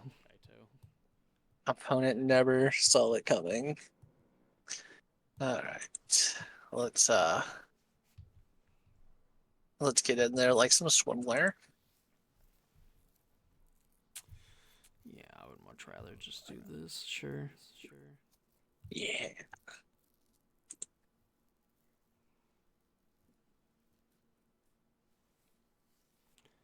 Go ahead and play our analyze pollen. Pollen is being analyzed. Because we're bad, so we play this in our second main because we don't know how to play Magic. Miss out on a point. Alright, I got every basic land on the battlefield. We have more basics in the deck. Alright. Here is Flood Pits. Sure. You got a flood pitters. A flood pitters, if you will. Mm, Here's where our opponent tries to go for Kaido. don't say that. He's gonna try to go for Kaido. See, how do you think you know my play is gonna be? This town ain't big enough? Yeah. I'd like to continuously make sure you don't have value going on over there. Yeah, fine. In my hand it goes. So the best part about that is you can counter it, but then you still can't play the Kaido. So we're okay with True. either one. Based, but true. Sir, we hear you. You're being very loud. Very loud. Well, finally we'll play it. Oh god. Alright, just surveil too. Yeah, that's right. No, say no value for you. Put that little tail down. Card. Doing with this one. There you go, Mr. Big. Probably not. Alright. Go. All right. Put a card in the graveyard, two cards in the graveyard. Nice, nice. 2 cards have been yarded. That's what we want to see. Oh no, it's almost like I could have maybe done something about that. Play a storm t-shirt talent. Because we like to chase them storms around here. I should yield to that trigger because I'm going to be casting a million of those, theoretically. 1 card left in hand. One card, sir. One card.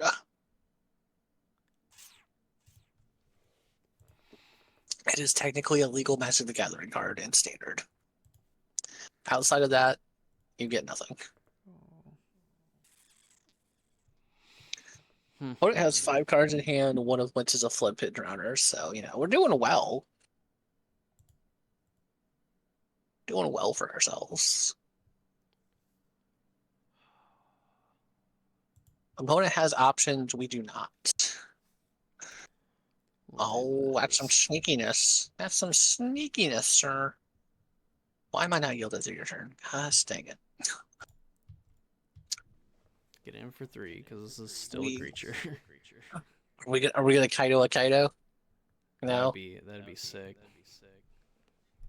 that'd be You think lit, it's a as the meme, kids would say. Ha. You thought it was Kaito, but it is me, Kaito. So we're gonna play bad cards.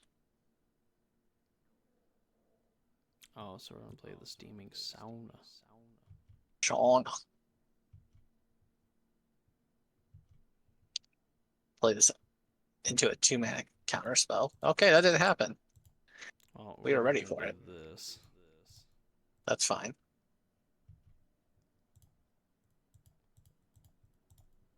Don't do We're it. gonna get aggressive. Uh, So we'll allow this to happen. our opponent is just a big meanie head. Just a big weenie, Confirmed. big weenie. So now our opponent has some real decisions here on whether or not he Flood Pit Drowners are enduring vitality. Jesus Christ. And you know, I think I want to. But He first, says he wants to. get my Shieldred of value. Hmm. So folks, it looks like we're losing this one. So if I go, huh? I love how I talked about this deck being good, and this has continued to get raffle snubbed. We'll put this on top, and we'll put this into the graveyard. We'll draw that card. We'll gain 2 life. The fact that we had to use an analyzing pollen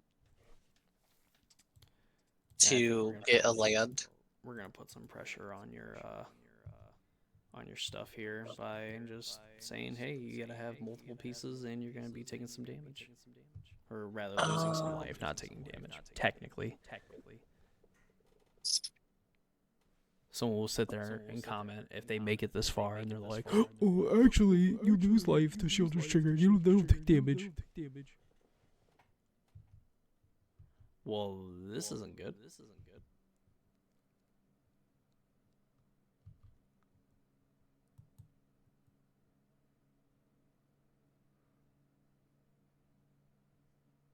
What? Don't do it.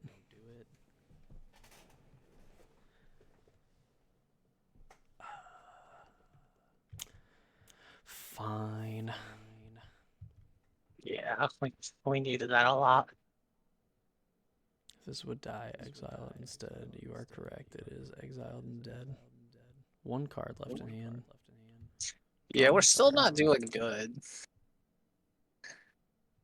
We're still not doing good.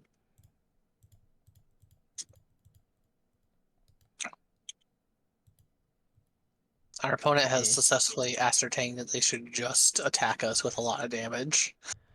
Do damage.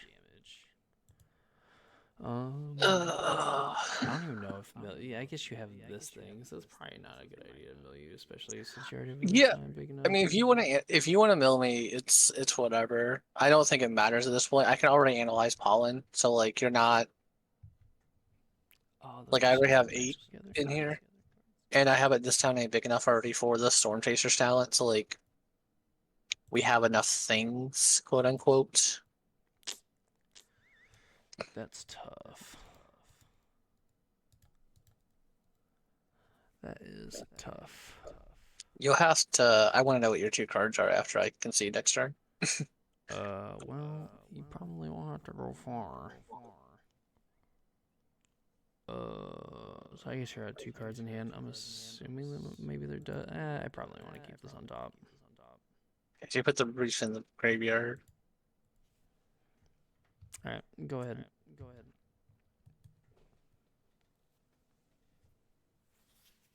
Come on. I think we start with that. That's a good one to start with. It would be if we had something to do with it. Well, saying your hand is 0 kill spells, we could theoretically survive till next turn. Theoretically. Because we could put 2 blockers out there. Ooh. So saying your hand is 0 kill spells, which seems incredibly. Oh, I should have attacked the fucking Kaido. I'm so stupid. Well, yeah, I guess that just removes the needing a blocker. Or rather, just ends up being the same.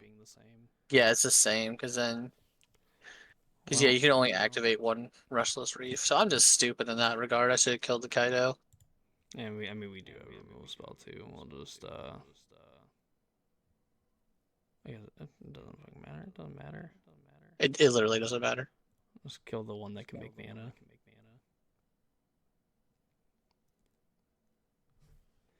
Got it. I would like to go to the beginning of combat.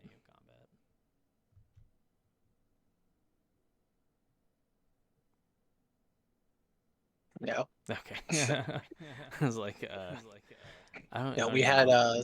we had double Flood Collar and Thunder Trap Trainer in our hand. Yeah, and the previous turn where I surveilled it was land, go for the throat, and I debated on the go for the throat because I'm like, there's not really that much going on the other side. I'm like, do I just want to find like another way to be disruptive in another way or whatever? I don't know. But Okay, so you had the land and go for throw on top. You cut out like every other word what the when you fuck? talked about. So So that's what I was like, okay, so land and go for a throw. You kept go for a throw, but you thought about not because you wanted something that was a little more aggressive type deal. yeah, I just felt like I wanted something different. Just I look at the amount of cards I could potentially look at, but Yeah, I got you. seeing this from my point of view.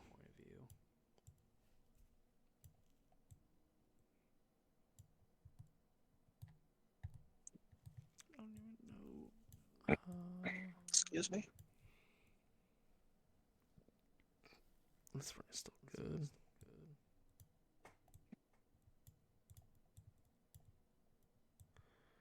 I'm trying to string these in. Can't imagine that's great.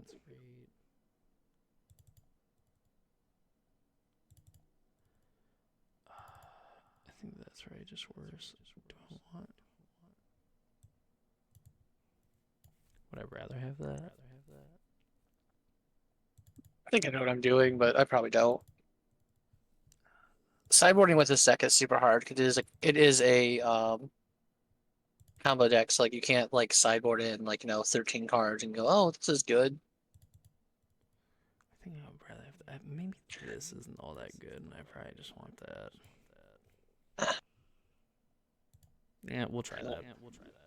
Yeah, I'm gonna try mine and see how it goes, but um overall the meta game you can expect to see like basically 3 of these 4 decks at any of your tournaments you're going to. We have lands and spells. Do we keep those? Probably.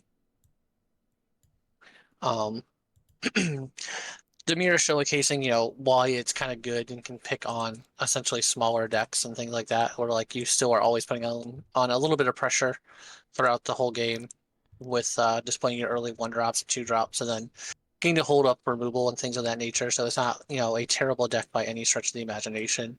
As much as I like to rag on Demir, I do think it is a still well positioned deck. And I really don't like the position that I'm in. It's turn 1. Yeah, this otter's already very aggressive. You have initiated the combat. That was such a good draw. Mana all the time. Oh my god! Wow. Such a good draw. Just get out of here. Get out of here. Montana Bend. 2 cards added to hand. Yeah. You're so lucky you got to play that on turn 2 instead of like turn 5 when I have my shield grid. Yeah, exactly. Alright, goo. Opponent says Q.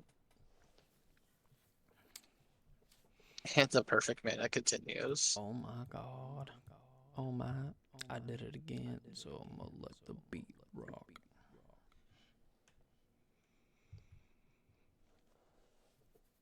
Bring it. Accept damage accepted. Good. I clicked say my turn to make you think I'm going to have something for this 2-drop you're playing. Nope, I'm gonna do this. You got it. Find out how we, potentially how we boarded. I don't know yet, still thinking.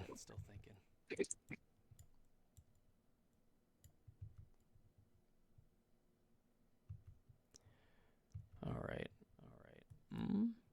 Nope, turn 4.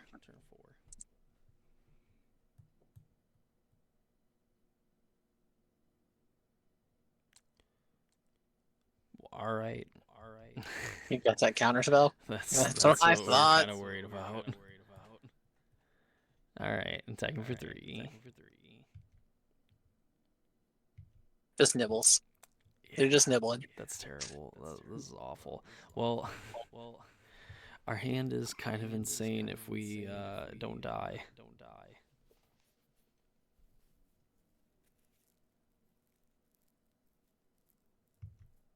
Well, we're gonna attack for 3 again. Where's attacking with rats? Have you heard about this amazing game plan called Rats?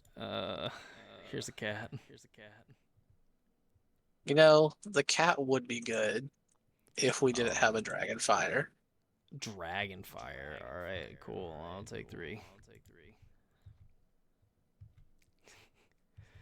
God. I'm gonna lose to these rats. So, when I was initially testing this deck, I learned that casting a rats on turn 4 is sometimes just the most broken thing you can do in these like little grindy matchups. Ugh. Really wanted to draw a land there, deck. That would have been kind of cool. Not gonna lie. NGL.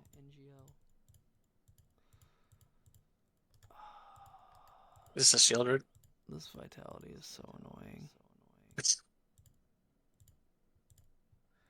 No, we're going to afflict your elk. That's so sad. I also need to learn how to yield through these goddamn turns. Pass the turn.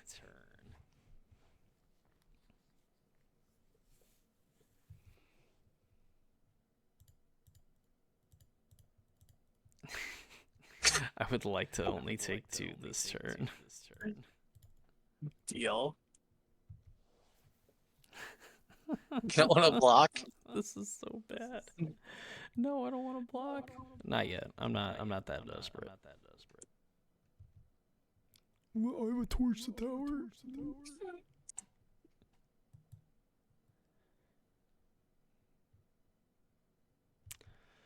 Oh, cool. Look at that. So cool. It's the song of Dirk a Dirk. You want to play it for 1? No. Oh my god, you've got to be actually just like pooping in my bed. So, anyone who's still watching this, just basically me having fun, this is why I like this deck. Because you get to do dumb stuff like this and feel like a great guy. How did we tap our mana wrong? We had so many opportunities to tap it right. Shelly. Alright. Go. I'm so ready. I'm so ready to have like this town aid big enough to like bounce Storm Chaser's talent and then the Shielder. Oh, I wish. This is like song for 1,000,001. Yeah, I was gonna song for 5. So then 6, I go to 3, go up to 5. Yeah, so you can block 1.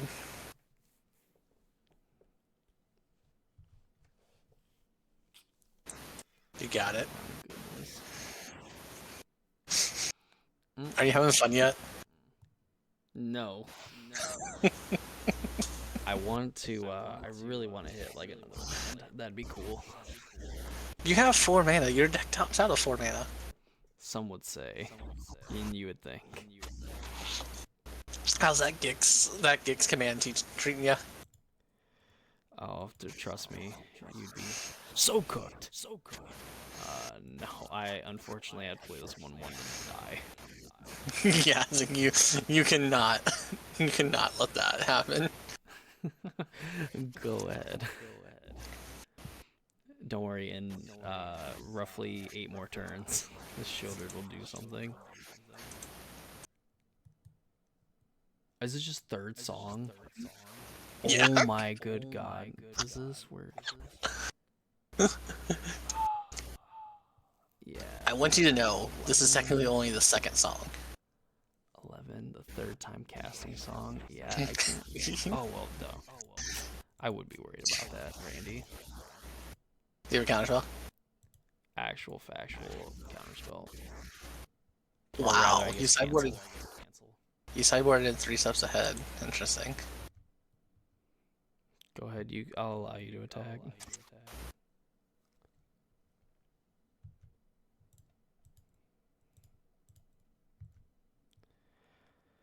Alright, there's a chance.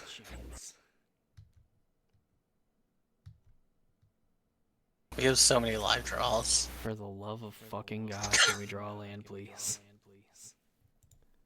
Do you have Gix Command in hand? Is that what you're waiting for? No, alright, so we're gonna go up to 5.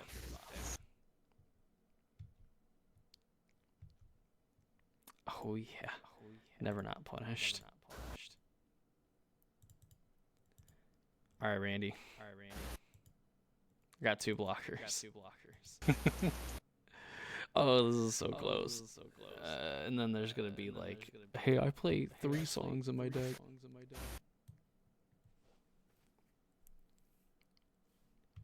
Alright, this is just a lot of mana. Alright. I swear, is this like Valley Flood Caller, this town ain't big enough? Oh, Storm Chaser's talent to go get Song. I'm thinking about getting Zog. I guess, so you level this up 4, it's only 1? Oh, but then everything else gains haste.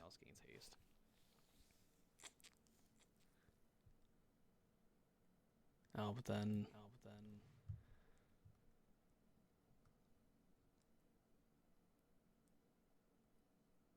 Yeah, that makes more sense. Yeah, I think I just get this and turn this guy off. No, why would you do that? I was trying to figure out how we could actually do this, and that was the best way we could do it. I was like, man, the rat's untapped too. That's sick. And I'm like, oh yeah, never mind. That's the difference. No, I wish. I would have just, like, I could have killed you if I had drawn that, but yeah, no, we didn't. We didn't draw perfect. We just drew okay. Darn. I feel so Yeah. bad for you.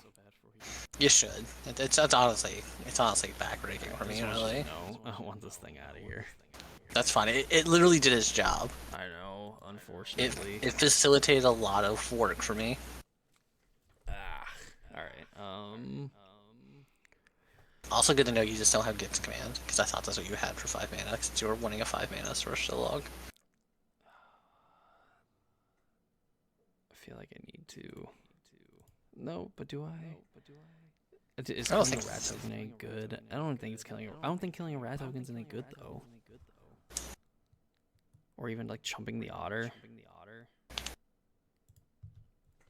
I don't think I'm winning. Well, I guess you're at 1 card. I think I still need to like find a way to end the game. Shieldred can't quite attack yet, but the Mockingbird can.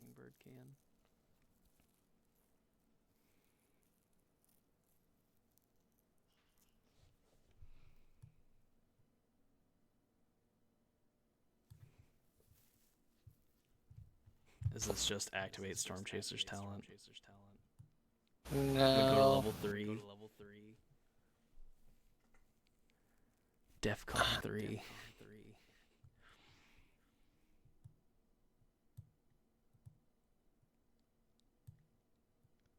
Uh-oh.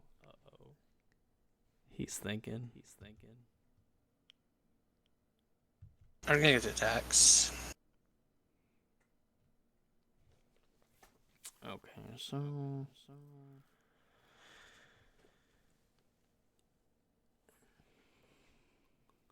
Flood Pits Drowner.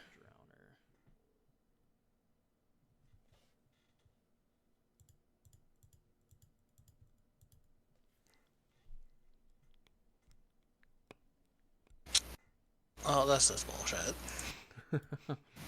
Tashana.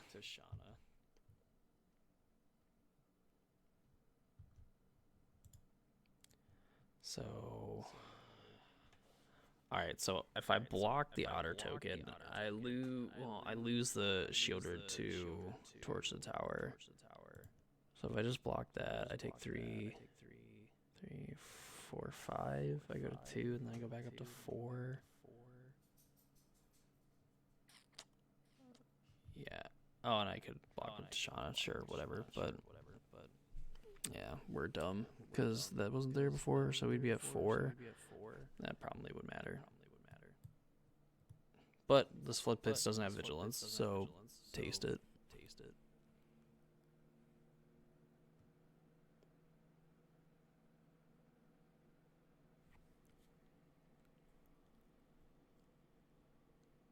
Bushwhack. Fight, fight, fight.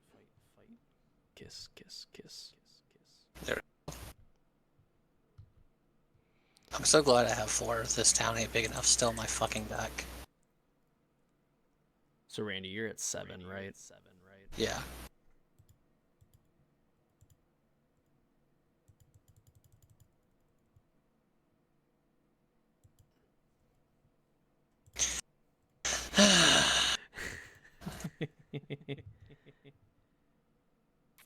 Remember when I said maybe it doesn't matter if I attack for 1? It in fact mattered.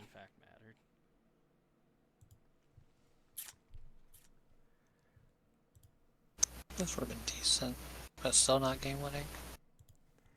I still think the deck's good. I think that Teamer is so good. Despite that like poor showing of it. I had a lot of live draws that entire game and just did not see any of them.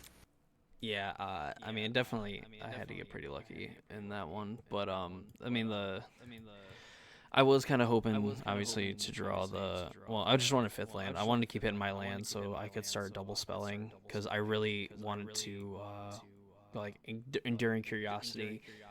Hopefully, Enduring Curiosity, get some cards going, and then I can just start going crazy with Shieldred, and that way I can actually like race, and it's like, oh, I'm drawing 4 cards, I'm gonna gain 8 life. You're attacking for 5. I'm fine with that. Yeah. Oh No, boy. like we definitely like the deck definitely felt good. The song is honestly just kind of backbreaking in these decks that like want to go 1-for-1 with like removal spells and stuff. Like when you just make 3 or 4 black rat tokens, like all right, cool. All my removal spells are like 1 or 2 mana that I'm killing a 1/1 with. Like the song does essentially what your deck is already doing, where you're playing a bunch of like useless, like not useless creatures, but useless creatures, and like, well, I don't want to use removal spells on this. And it's like, well, that's cool. We're just still gonna keep beating you down for 2 or 3 damage a turn. Yeah. And That turn 4, just making 3 rats attacking. It's like, well, cool. I'm literally staring at like 2 annoying with afflictions in hand, and then 2 4-drops. yeah, exactly. What am I Yeah. supposed to do? No, I still like the deck. I still think it's good. I think it still needs more testing. So I'm we'll see how. convinced that 4 Mockingbird is correct in this deck. Yeah, no, I think Go ahead. Demir still is very well positioned, or still very well built deck. Like you Yeah. play a bunch of good like 1 and 2 mana cards essentially, and Mockingbird just gets to now become extra copies of those, It or passes the vibe check. copy whatever your opponent's creatures are doing. Yeah, I mean, and especially in that case, because I think most of the like clone type effects nowadays, like they have to copy creatures you control, or most of the time it feels like they can only copy creatures you control. So the fact that Mockingbird kind of rebates you because you spend the 1 blue mana, you can copy a 1-drop anywhere. So the fact that like X is truly just pay however much mana you need to put into it, copy something. We saw in the mid-range match, it copied your Shieldred, and it was able to kind of keep the life totals at parity, so that I could potentially draw some cards and not have to worry about being severely down in life total. And then in that game, obviously, just being able to tap the Flood Pitch Drowner. Yeah, it was just good for sure. But this was just kind of like a new take we were doing on the podcast situation, where there's not like a whole bunch of stuff to talk about. Obviously, when we have a lot of tournament results to talk about, or some kind of big things talking about, or big things going on in Magic, we'll probably go into some more stuff like that, where we'll go back to like the normal, quote unquote, normal podcast, essentially. Mm-hmm.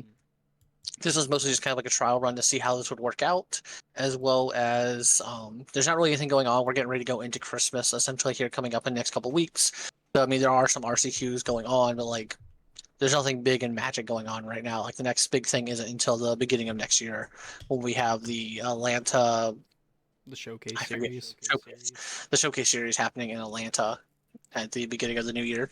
I believe MagicCon Chicago is going to be going on pretty soon too, I believe. So I mean that'll be something to look forward to as well. Yeah, I believe it's not happening until next year though, right? Yeah, yeah. I mean it's Yeah. we have the Like, showcase series happening like the first week, and then I think MagicCon is like the end of January, February time. I think so. I don't go to those. I'm poor, so I'm poor and not good at Magic, so I'm right there with yeah, you. like yeah, I don't get invited to those things. I'm not a big content creator. Um, I don't like Commander either, so they frown upon that there. I mean, I'll play Commander if I got to. It's just not going to be fun for anybody else. No, and I don't want to put the money into that. I'll take getting beat down by like the big content creators, and then the person that has like 57 different decks made. Yeah, but I don't really have anything else. Unless you have anything else you want to talk about or say or do or what you call it. Yeah, I do. I just want to say for the Demir people, I came and stood on business. I don't know if they're proud of me. There's definitely some plays I could have made better, and I realized it after I already make the play.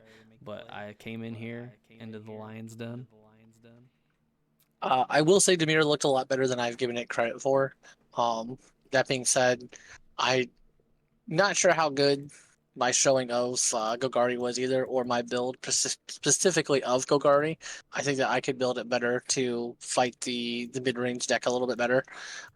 Like I said, I just kind of stole a list essentially um, from a challenge. So I think that if I was to build Gogari as a whole or build it for my taste, it would definitely be a little bit more um a little lower to the ground, essentially, to where like I'm fighting more along your axis than I am with just uh how the deck was built essentially to beat the red aggressive decks. Very, yeah, that's very true. I need to figure out how many kidneys I need to sell to buy another copy of Shieldred so I can work towards building this deck. I can tell you real quick. I don't think so. I don't think Shieldred's that much. She's only like $1,000. I don't know why you don't have that just lying around.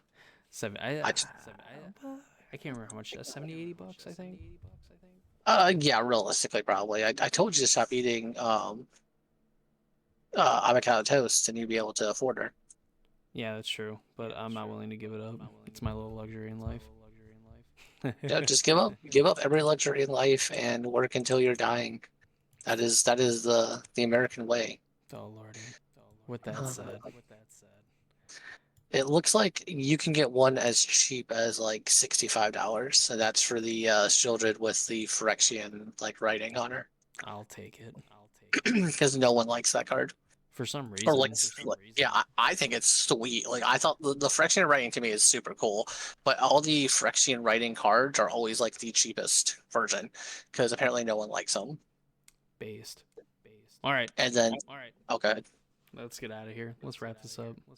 okay, Alrighty, that's gonna do it for the Casual Spikes podcast. Hope y'all enjoyed the kind of this new take on the podcast on the quarter of the way to 100 episode.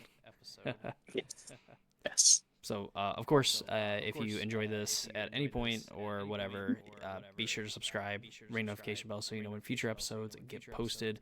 Check out our channels; they will be linked in the description down below. Help this channel to grow, spread the podcast to your friends and everything, and of course, please, please, please support our individual channels and stuff like that. That's makes me really happy. I'm sure it makes Randy happy. Warms It his does. cold otter soul. Listen, I'm only cold because I'm in the water all the time. And the Okay, fact that we live in Ohio. yes, it's cold here in Ohio. Like we went from 70 to 60 to 20. We just dropped. I went from being able to wear like a sweatshirt and being like a little more than warm, on my way to work to like literally probably a few days later I broke out the Carhartt and I needed an extra pair of pants to not freeze to death. Yeah, I quite literally went from wearing shorts and a sweatshirt to like, it's a little cold every now and then to like I have to put pants on. Like this there's no like, oh mate, no. It's 20 degrees with 25 mile an hour winds. Thanks. Thank you, Ohio. Just Well, alrighty, y'all. We're gonna pack it in here. That was the Casual Spikes podcast. We hope y'all enjoyed this episode, and we hope to see you back next time for when we talk more about standard stuff. And hopefully, it doesn't take until. Well, hopefully, this isn't the last episode of the year. It shouldn't be, but you never know. Maybe the last episode ever. Who knows what's gonna happen? Oh. All right. Good night, everyone. night.